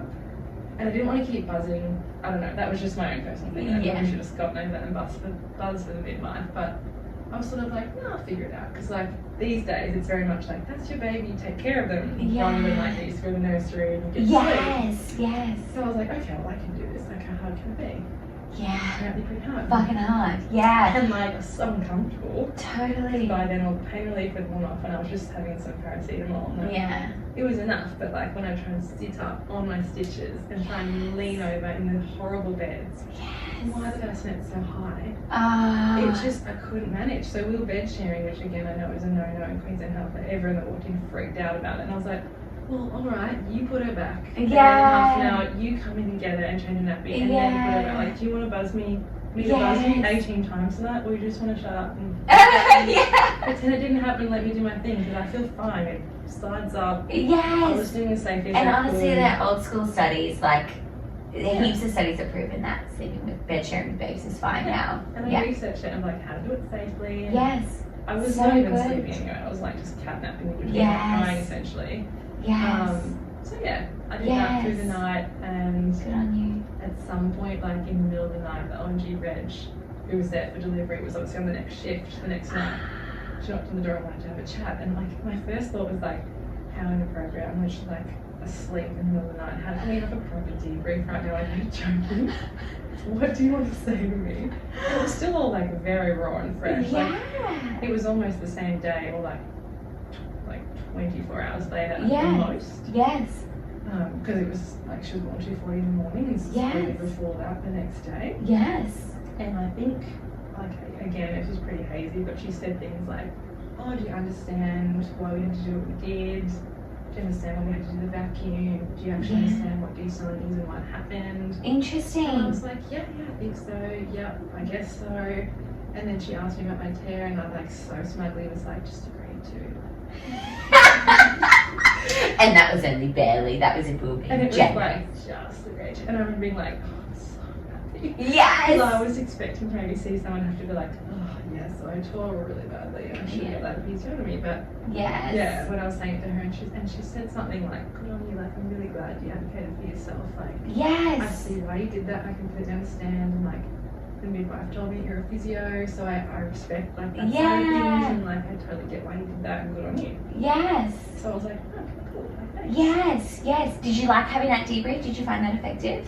Like, it probably wasn't in depth enough, and I probably wasn't in like the right mindset for it. Yeah. And I did want a debrief, like a birth debrief from the hospital, but like it was around like Christmas time. By the time I called them, it sort of went away, and then they were understaffed because of COVID, and like I'd never got around to Yeah. having one. It's sort of just I was supposed to, and then again I got too busy on the day I was booked, and they didn't tell me a time, and Yeah. it just sort of never happened. So in my head, like, this was a birth debrief. Yes. The way I thought about it. That is so good. Yeah, that's such a good thing about the podcast, isn't it? Yeah, It's because this is a the good most summary. in-depth I've told anyone my story. Like, I sort of touched on things, and like with Ed, she actually had a very similar birth. Yeah, she did. So we were just sort of comparing war stories. And Yes. What happened to you? Same, like. Yeah. So she came to visit again in the afternoon with my brother. So good. The day that we were born. Yeah. And then she's like, "How'd your birth go?" And I was like, "Well, it's basically yours." Yes. Basically. Crazy, hey? Isn't Yeah. it wild? Isn't It it is. wild? And it's hard, like that birth debrief, you know, like I think it's great that the hospital provide them, but really it's with completely different people who are actually at your birth experience, who are just reading notes Yeah. to get an idea of what happened to then explain to you, you know, what would have happened. And I think especially in your scenario where you were quite with it, Nate was quite with it, you guys are pretty aware of what's going on, you like that doctor coming back, as much as, you know, the timing and stuff isn't ideal, I think that would almost be more effective than the letter. Probably. Yeah. And I was really glad she did. I was surprised that was even a thing, and that she was knocking on my door. I just assumed it was some Totally. midwife checking on me or Totally. something. That isn't something that would happen very often, so I That's think that so was good. kind of, yeah, Yeah. she would have sought you out sort of thing. Because they Which is sort of cool. heard the knock and was like half asleep, half listening, and then the Yeah. next morning said like, "Did that Reg come in and talk to you last night, or did I dream it?" I'm like, "Yeah, she did. She was here for a few minutes," and like, Wow. this is kind of what I remember happening and her saying. And he's like, "Oh, that's kind of random. Like, Yeah. that's cool she did that." Yeah, And yeah. like maybe like our situations sort of like stuck with her, and she wanted to see how it happened, like how it Yes. finished or something. I'm not Yes. sure. Because she's the one that did the vacuum, right? Yeah. Yeah. The Yeah, same yeah. person. So I was like, oh. She must have just wanted to check on how you felt about everything, I guess. Yeah. Maybe. I probably looked just like so shocked. And probably as well, I wonder, like, I don't know, have you ever done night shifts as a physio? No, never. To be honest, I just, like, I haven't done night shifts for years, and in reflection, I'm just, like, I'm just not, how do I say this? I don't think I'm very good at being on night shift. I just get too tired, and I just make silly decisions and mistakes that, you know, days after I'm just like, what the fuck was I thinking? You know? So I wonder whether her coming in and maybe saying what she said to you and that got you immediately on the back foot, whether she was maybe a bit like, oh fuck, like I could have dealt with that a bit better. Yeah, maybe the chat was more for her as well, not just as much for her as well. Yes. Oh, isn't babies the cutest when they just wake up? Oh, days. She would be very much, where am I? Never go to sleep. You're asleep for a while. It's impressive. Good girl. Good girl. Hi. I just took you. Hey, Tilly. Hey, girl. Oh, cute. That's a beautiful. I might just bend that up. There we go. Hey, darling. Oh, sweetheart.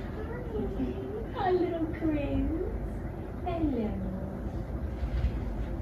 Hello.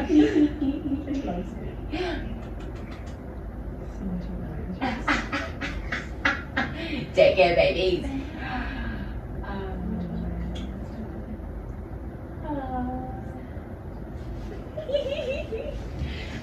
I wanted to ask you, what was your take or plan in the event of a proposed forceps? I was just going to straight out refuse. Yeah. I was going to say vacuum over forceps. Yeah. And I was always planning to say no to an episiotomy. Yes. And if like those things had to happen, I would have been like, okay, well maybe we can do something else. Yes. Is there another option? Yes. Yeah.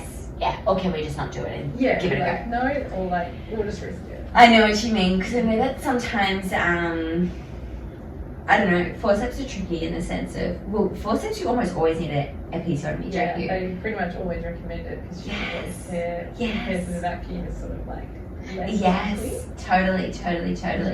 Like, I guess even in my mind, and this definitely isn't anything definitive, but I've almost tossed up, like, I'd almost prefer a cesarean over a forceps, maybe. I you almost know? thought that in my head, but then like if your baby's so low and it's right there, Oh. you need help. I would have been like, let's like we did. I would have just said vacuum and let's just Yes. hope for the best. Definitely vacuum. Yeah. Yeah. But sometimes, like you say, if the vacuum pops off like twice, Yeah. then like fuck, like is Yeah. that going to be a And difficult what do you do? forceps? Yeah, Exactly. that's so tricky, isn't it? It's so tricky. I just hope to never be in that scenario. Yeah, I just kind of hoped I didn't have to make that right. Yeah, I might just fix it.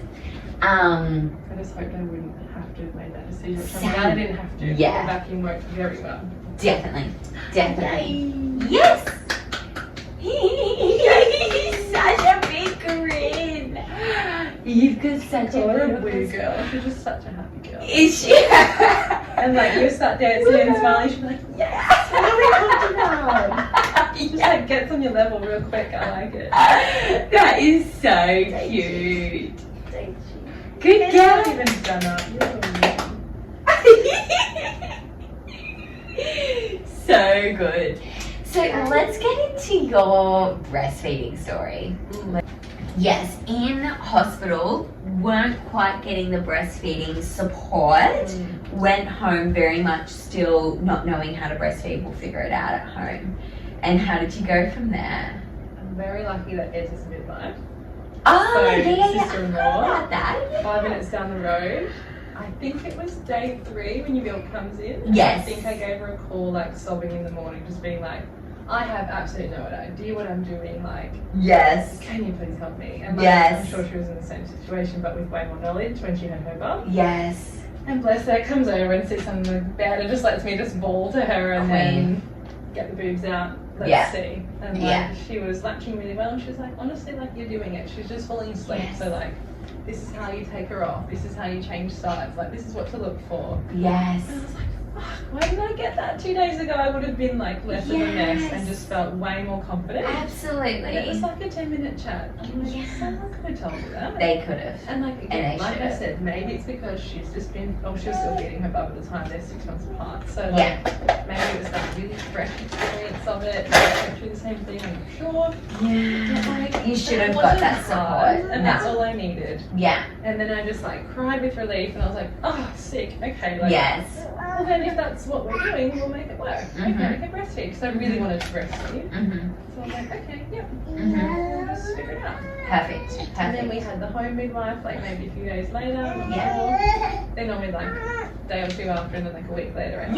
Yeah. Each time her weight was perfect, just coming back up. So good. We got the gold star from them. Like I think she lost the 10% or so, whatever's normal, and then yeah, she was gaining it back, and there was no problem. Yes. Everything else that they checked was great. And then I was still linking in with the maternal child health nurse at Dalton Drive as well. Yes.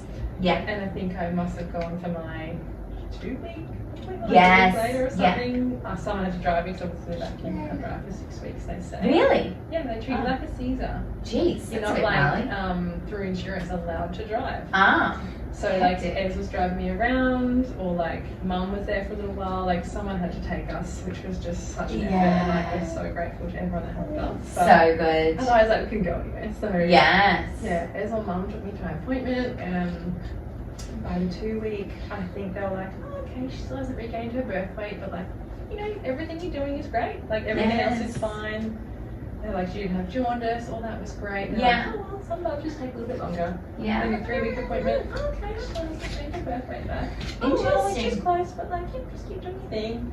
And then I think by 4 weeks, she'd finally regained it. And that's sort of like the, if it's not by then, like, let's get really worried, let's get some intervention. So she just gave her birth weight back, and then things were looking good. Yes. And I think because Sorry, that was at 4 weeks. 4 weeks, I'm pretty sure. Yeah. 3 or 4, but either way, they say like 10 days or by 2 weeks, so she just gained it back. So she was Definitely. slow. Definitely. She put on weight. You're skinny queen, aren't you? And she was having good feeds. I thought so. Lots of wet nappies. Yeah. All of that was normal. And like, Good, like waking up and everything like that. Yeah. yes. And then there was a while where she was sleeping too and was just like drowsy, so I had to keep setting alarms to start waking her up. So that was when like her weight was still just like coming down. Like she was born around the 30th or so centile, and then she was just like dropping down over those days. Still putting on weight, but just not enough. As I think they want you to put on 150 grams or something a week in the early months, and she was putting on like 80 or 100 or something. It just wasn't high enough. And that's like the average and the minimum. So like she's still losing the minimum. Yes. So that's why I was just like weekly going to the Dalton Drive child health nurse for checking, and it was just like weight, length, everything, like every time. I was constantly seeing someone different.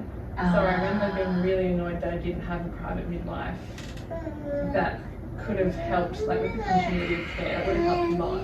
Yeah. And I was so stressed, like I was saying to you earlier, like it was like I was just anxiety ridden. All I could think about was her weight. Like she would cry for too long and I'd be like, she's losing weight, oh my god, I have to feed her. Like I was just a mess. That's so hard. Because someone had been like, okay, well if she drops down too low, it's going to be like hospital, NG tube, like this is the worst case scenario. And I was like, I know that, you don't have to tell me that. No. That's in the back of my mind, I'm well aware. Thanks for scaring me every time. Yes. And like because it was someone new, every time I had to retell my story, and I was like, oh, I'm so frustrated. Just read the notes. Like, why are we going through this again? Like, and I was so annoyed. And they'd be like, well, has she had wet nappies? I'm like, yes. Like everything makes sense. There's no tie. She was checked like 3 times for a tunnel and zip tie. None of that. And I was like, well, what's going on? Like, she was just a sleepy bug. That's really hard. That's really hard. Yeah. So that's when we were like setting the alarms, and I'd probably wake up. Which sounds lovely because it's not a lot, but I'd probably wake up like 3 times in the night between like 9 p.m. and 7 a.m. Yeah. Set the alarms to wake her up. She would very rarely wake up on her own. So it was always me being like, okay, take off your nappy, make you naked, really annoy you, have a feed. And we were doing like full skin to skin, like I would get naked, she would get naked. Wow. So I was making sure So we were doing good. everything they recommended. Good on you. Well done. Yeah, keeping her like sort of cold so she'd stay awake, and then like take a nappy, get and annoy her, do the other side. Do it again. I was just waiting so many nappies because I was like, well, this is the best way to wake you up and annoy you. Yeah. And I was like tickling her neck and like pinching her and like So all the things they try to do, which hard. is so counterintuitive. You don't want to hurt her and make her cry. Or make her cold. You want Yes. to go back to bed. I You're like know. keeping her like actively awake to feed. And it's just such an interesting story what you're saying, where like she was fine and she was a well-term baby, Yeah. and for some reason, she just wasn't waking up, wasn't that hungry. But then, like obviously, not losing weight as such, but as you say, going down the There centre, were 1 which or 2 isn't weeks ideal. where she did lose weight. Yeah. Not a lot, but she was losing. That's when everyone started to like alarm bells. Like we got down to like, I think the third centile, and they were like, okay, like we've got to do something now. And it was like, okay, well you'll try feeding every 2 hours all through the night. And I was like, yeah, we'll do that. We'll just set alarms and we'll just feed her 24 hours a day, every 2 hours. So I was doing that, waking her up from day now. And like breastfeed plus and formula. I was just breastfeeding for now because I just wanted to stick with the breastfeeding. Yeah. And I was like, okay, we'll do that. I'll just feed her heaps and that should be enough to put on her. Yeah. And it still wasn't, and she just kept drinking. And then I was like, okay. Then she said, all right, well, what about we pump on top of and give her whatever you pump right after.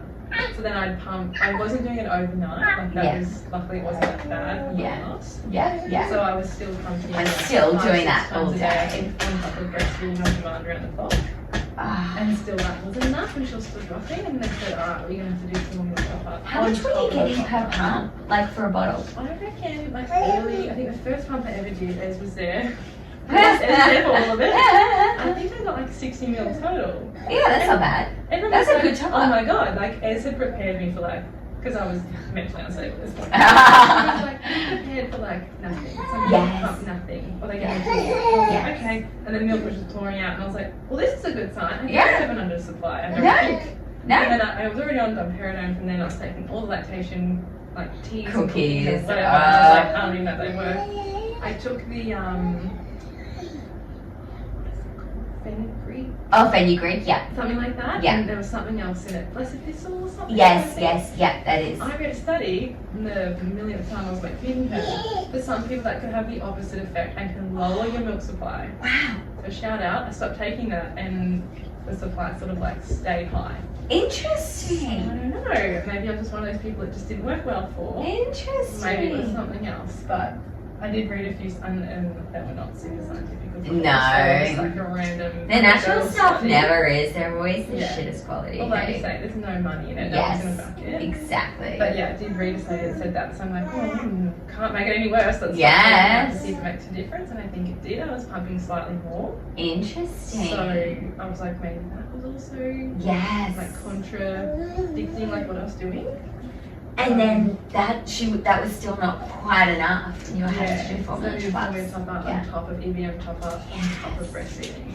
So I was triple feeding, Ah. and it was relentless. Relentless. And that was when Nick was in ICU, working enormous days, like 7 on 7 off. So it was a lot, and like he basically didn't see Lil. Like she was asleep still when he left. She was asleep when he came home. Obviously she woke up in the night, but she just wanted to feed. Yeah. So it was just me. So he would maybe like give her a quick cuddle, change a nappy, hand it to me. I And that was his interaction with her sometimes for weeks at a time. Oh, wow. So it was, like we were saying, it was full on like solo parenting. I felt like I was just in the trenches on my own. Obviously I had Ez, she was on maternity leave, and thank God she was. Oh, thank goodness. And like, you know, mum and friends who text and things, but like... Your parents aren't here or No, anything. they're 5 hours away. Yeah. And mum came over for a while and helped like when I could drive, and then they went back to work initially. She was at home with us for maybe 2 weeks, I think. Yeah. Which was amazing, like I wouldn't have survived without mum doing that. Yeah. So I was really grateful, like we did have a lot of support. Obviously a lot of people have a lot more, and like grandparents are like right there around the corner, which would help a lot more, but we got by with the support we had. But in hindsight I'm like, I wish I kind of had someone else, like a private midwife or someone sort of like in my corner. Yeah. And, like you said, the continuity of care was the same person. It really helped. Well, even for next time, if you're interested, and for people at home who feel the same, there's, have you heard of Coast Life Families? They're in the same building with me and Caitlin. They're child health nurse, lactation consultant, and like neonatal nurse practitioner. So it's a duo, 2 epic chicks. And you like book appointments with them and you see them continuity every time. So it is like they don't come to your home. So if that's what you're after, it's different. But yeah, that's a really great way for continuity, and they like remember your whole situation, and they're so talented at what they do. So that's a good way for the continuity. But I definitely hear what you're saying, and I think that's really great to like, even in pregnancy, preempt. Okay, the support's not going to be heaps. You know, I always like need to pay for that support sort of thing. Yeah. And like, I think took his maternity leave when I was still pregnant, because we kind of had to book a day. Yes. In hindsight, I would have just said 42 weeks. Yes. And like go earlier if we could, but we didn't really know. And you honestly are preparing for like, oh my go to 42. That No. You're like, No. you think, oh, due date, yeah, the baby will sort of come around. Totally. Fine. So I think we had 10 days with him with me. 10 days. And then he went back to work. So it wasn't a lot, and we wanted Yeah. we kind of had a month, but we had 2 weeks before that. Yes. So Exactly. that's how we sort of wasted 2 weeks of his mat leave. It's so hard to know, isn't it? Yeah. I think that one time that I ran into him was when he very first went back. Yeah. And he was like so excited, and he was talking about the birth, and he was saying how amazing, and you could just tell he was like, so, I don't know if guilty is the right word, but he was like, oh, I feel really bad. I think it's a lot bad. Every morning. Like, Yeah. If I he'd come and give me a kiss, like, can I eat breakfast and stuff before I go? And I was like, sure, like, that's all you can really do. Yeah. Do that. Yeah, And yeah. it was hard on him, like, it was hard on everyone. Yeah, 'Cause, yeah. Like, he felt bad, he wanted to be Felt alone, that's what guilty, we had planned yeah. for. So, yeah, it wasn't Yeah, going but to then plan. really hard on you. Yeah. Yeah. And then, you were saying you got to that 3-week mark and everything kind of turned around. 3 months. 3 months, sorry, I meant to say Yeah, yes. it's like she just got more efficient, was bigger, had more energy. I have no idea. Yes. And I just was slowly weaning. I stopped the formula top-ups first before the 3-month mark. I was like, her weight was sort of stabilising, and I was like, okay, we'll drop that first and go back to just pumping and feeding, which again was still crap, but I was like, Yes. yeah, that's good, because in my head, like I said to you, I wasn't against formula, but I thought the second I give them formula, my breastfeeding journey would be over. Obviously not the case, but that's what I thought in my head. Yes. Because you're not logical often, Yeah. you're not really sane with your thoughts, you catastrophize sometimes. Yes. So Yes. that's what I decided was going to happen in my head, so I wanted to avoid that. Yeah. So we stopped the formula top-ups and we'll keep pumping and feeding. And then just like slowly I would drop like a pump a day, and I'd go like, okay, well, today I'll just do 3. And I'll do 2. And then I got down to just 1 every night after she was asleep. And she was sleeping for like maybe 4 or 5 hours. When I first put her to bed. And then I get up like midnight and feed her, and by then she was waking up on her own hungry. Like she was just sort of like doing her thing by then. Yes. And I remember being really nervous to stop that final pump, because I was like, well, that's what I need to keep my supply ticking along. So very skim milk, we found out, that had like basically no fat in it. Oh, wow. Yeah, when I put it in the fridge, normally you have like this big thick layer of like cream, I guess, on top. Yes. And mine would be like this. Like, Oh my gosh, not that's even a so centimetre. It's like, random. oh, I make skim milk. Oh, So I was eating like salmon, avocado, and nuts, like all the fat every day. I wasn't skim milk. Mum, I'll have my latte on skim, please. Skinny queen. Yeah. Diet conscious. So yeah, that's just Oh, that's a research really fact. That's just a thing. interesting. Some people just make skim milk, and you apparently can't change the composition. It's just what you make. So you eating your avo and stuff doesn't affect Well, it didn't it? make a difference for me, and from the research, like mostly it's just like you make full cream and I make skim. Wow. I wonder whether that would be why she struggled that first 3 Probably, months. and probably she wasn't getting like enough energy in the milk. It was more like watery, Yes. not like thick Yes, and filling. yes. Because she never got that like milk drunk. Like Yes. until we started to top up, and she'd be like, "Oh, that's good," and like sort of eyes would roll back in her head, and she'd get sleepy. Oh, really? Isn't that fascinating? I've never heard of this skim milk thing until now. Random thing. So random. I Yeah. learned a lot. It's Wow. been a That is a lot. Yeah. That is a lot. Okay. Interesting. And then all of a sudden at 3 months, she just decided to start eating heaps, gaining heaps of weight. And now you guys are she's eating food. Yeah, now she's on my head. Yes, and then she's just breastfeeding. I And that'd be feed her that. like maybe 4 times a day, or 4 times in 24 hours, maybe Yeah. 5 if she wakes up overnight. Yes. At the moment, they sit in the moon. Oh, There's no no. weight gain, your eruptions and chilies. How do you do I Oh, no. Poor thing. was like, oh, that's just what we need. Because I was sort of saying to him, like, it'd be great to night wing. So, like, we need a few days in a row of consistently you going in. But he's on, like, a knee scooter. Or, Oh. like, hopping, and it's quite loud. And, like, if he has her, he can't, like, hop with her, obviously, and shake her around. No way. So I'm like, oh, that's fine. I'll just keep beating her until this, like, is over. And we're out of this phase. no. So does that mean he's not working, or? No, he's at work. He's on his little scooter. Shit.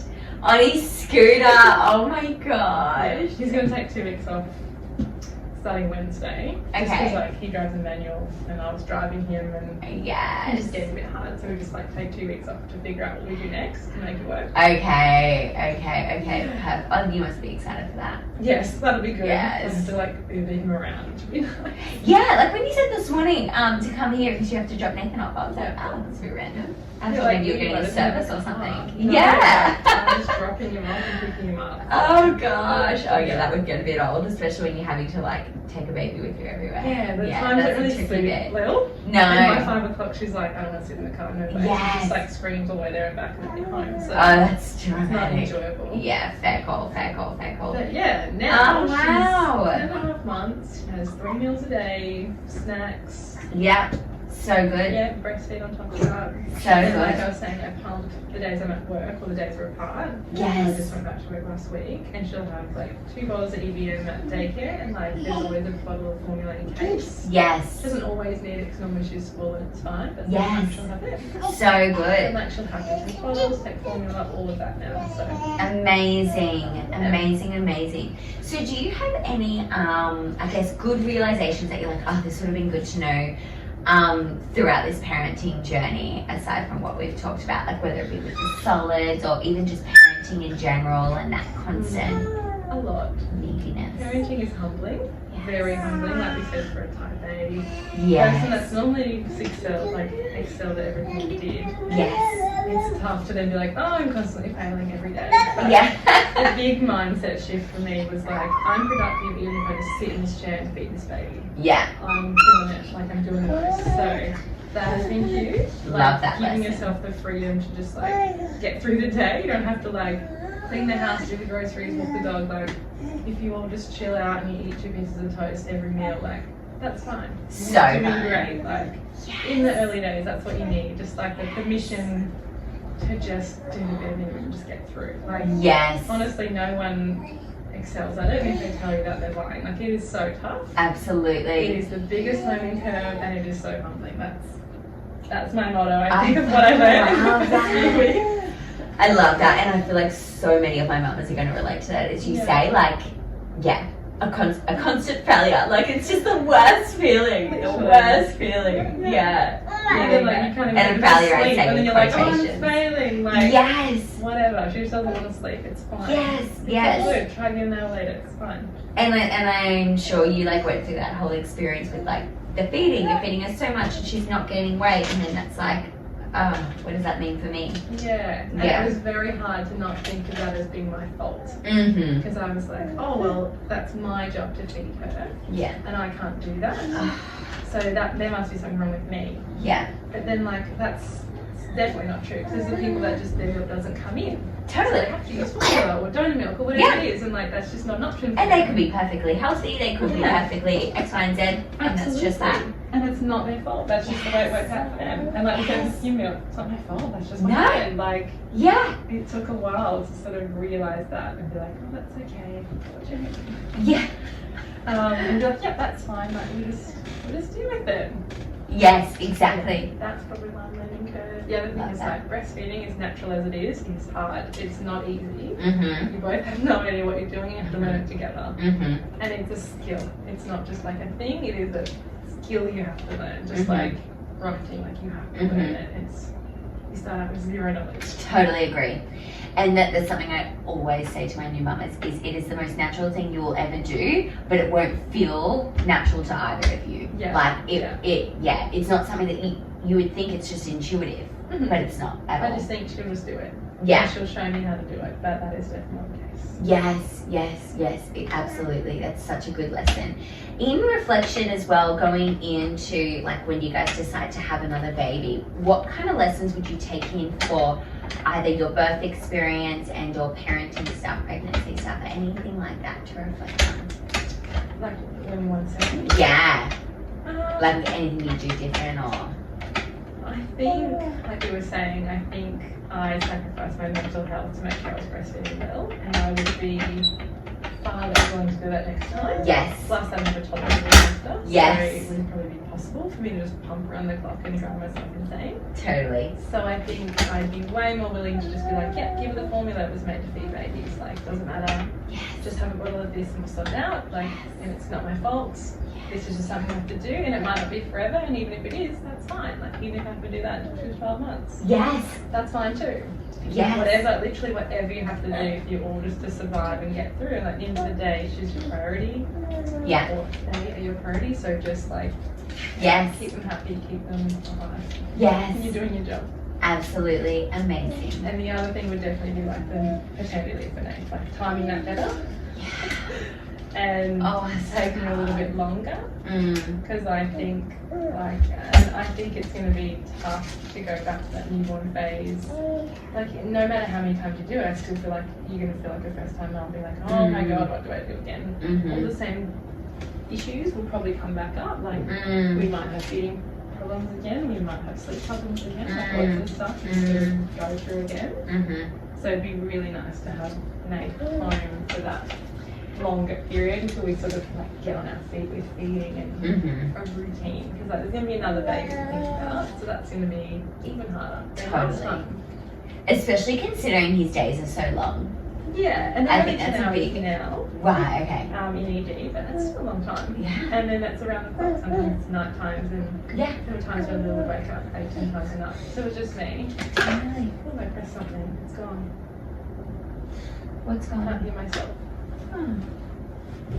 They ran out of battery, or did it come out? No, they're plugged into the wall. Is it working? Yes. Looks like it. Oh, weird. No, I just can't hear myself. What did you do, Lily? That's initially what I thought as well. I was like, that's not fair. She's not even here. That's really weird. Weird. I don't mind, I can still talk. That was so sudden as well. Yeah, It okay. was like fine, and I was like, oh my god, I literally can't. Yeah. Now I'm like, all like muffled, you know. Yeah. I'm off its way. Well, that's fine. I reckon let's do that. Yeah, weird. No idea. Yeah, good lessons. Good lessons. Yep. A good paternity leave is awesome. If possible, I appreciate it's not possible for everyone, but if possible, I think that's great. And the timing thing, like, that's ideal, but sometimes it's like, how do you time it? You know, like there's no way you could have known 42 weeks. Exactly. Yeah. I think, we just planned for 42 weeks next time, and if the baby comes earlier, Takes a little it bit earlier. But I know that's not possible for everyone. Yes. Yeah. So true. Amazing. Any last wise words of wisdom you want to add? Oh, I don't know. I don't know if I'm any wiser or just tired. I don't think so. I think we covered everything. Perfect. Oh, thank you so much for coming on the podcast, Thanks for having us. Pleasure. Thanks so much for destroying your room. You did amazing. Yes. Yay! You want to like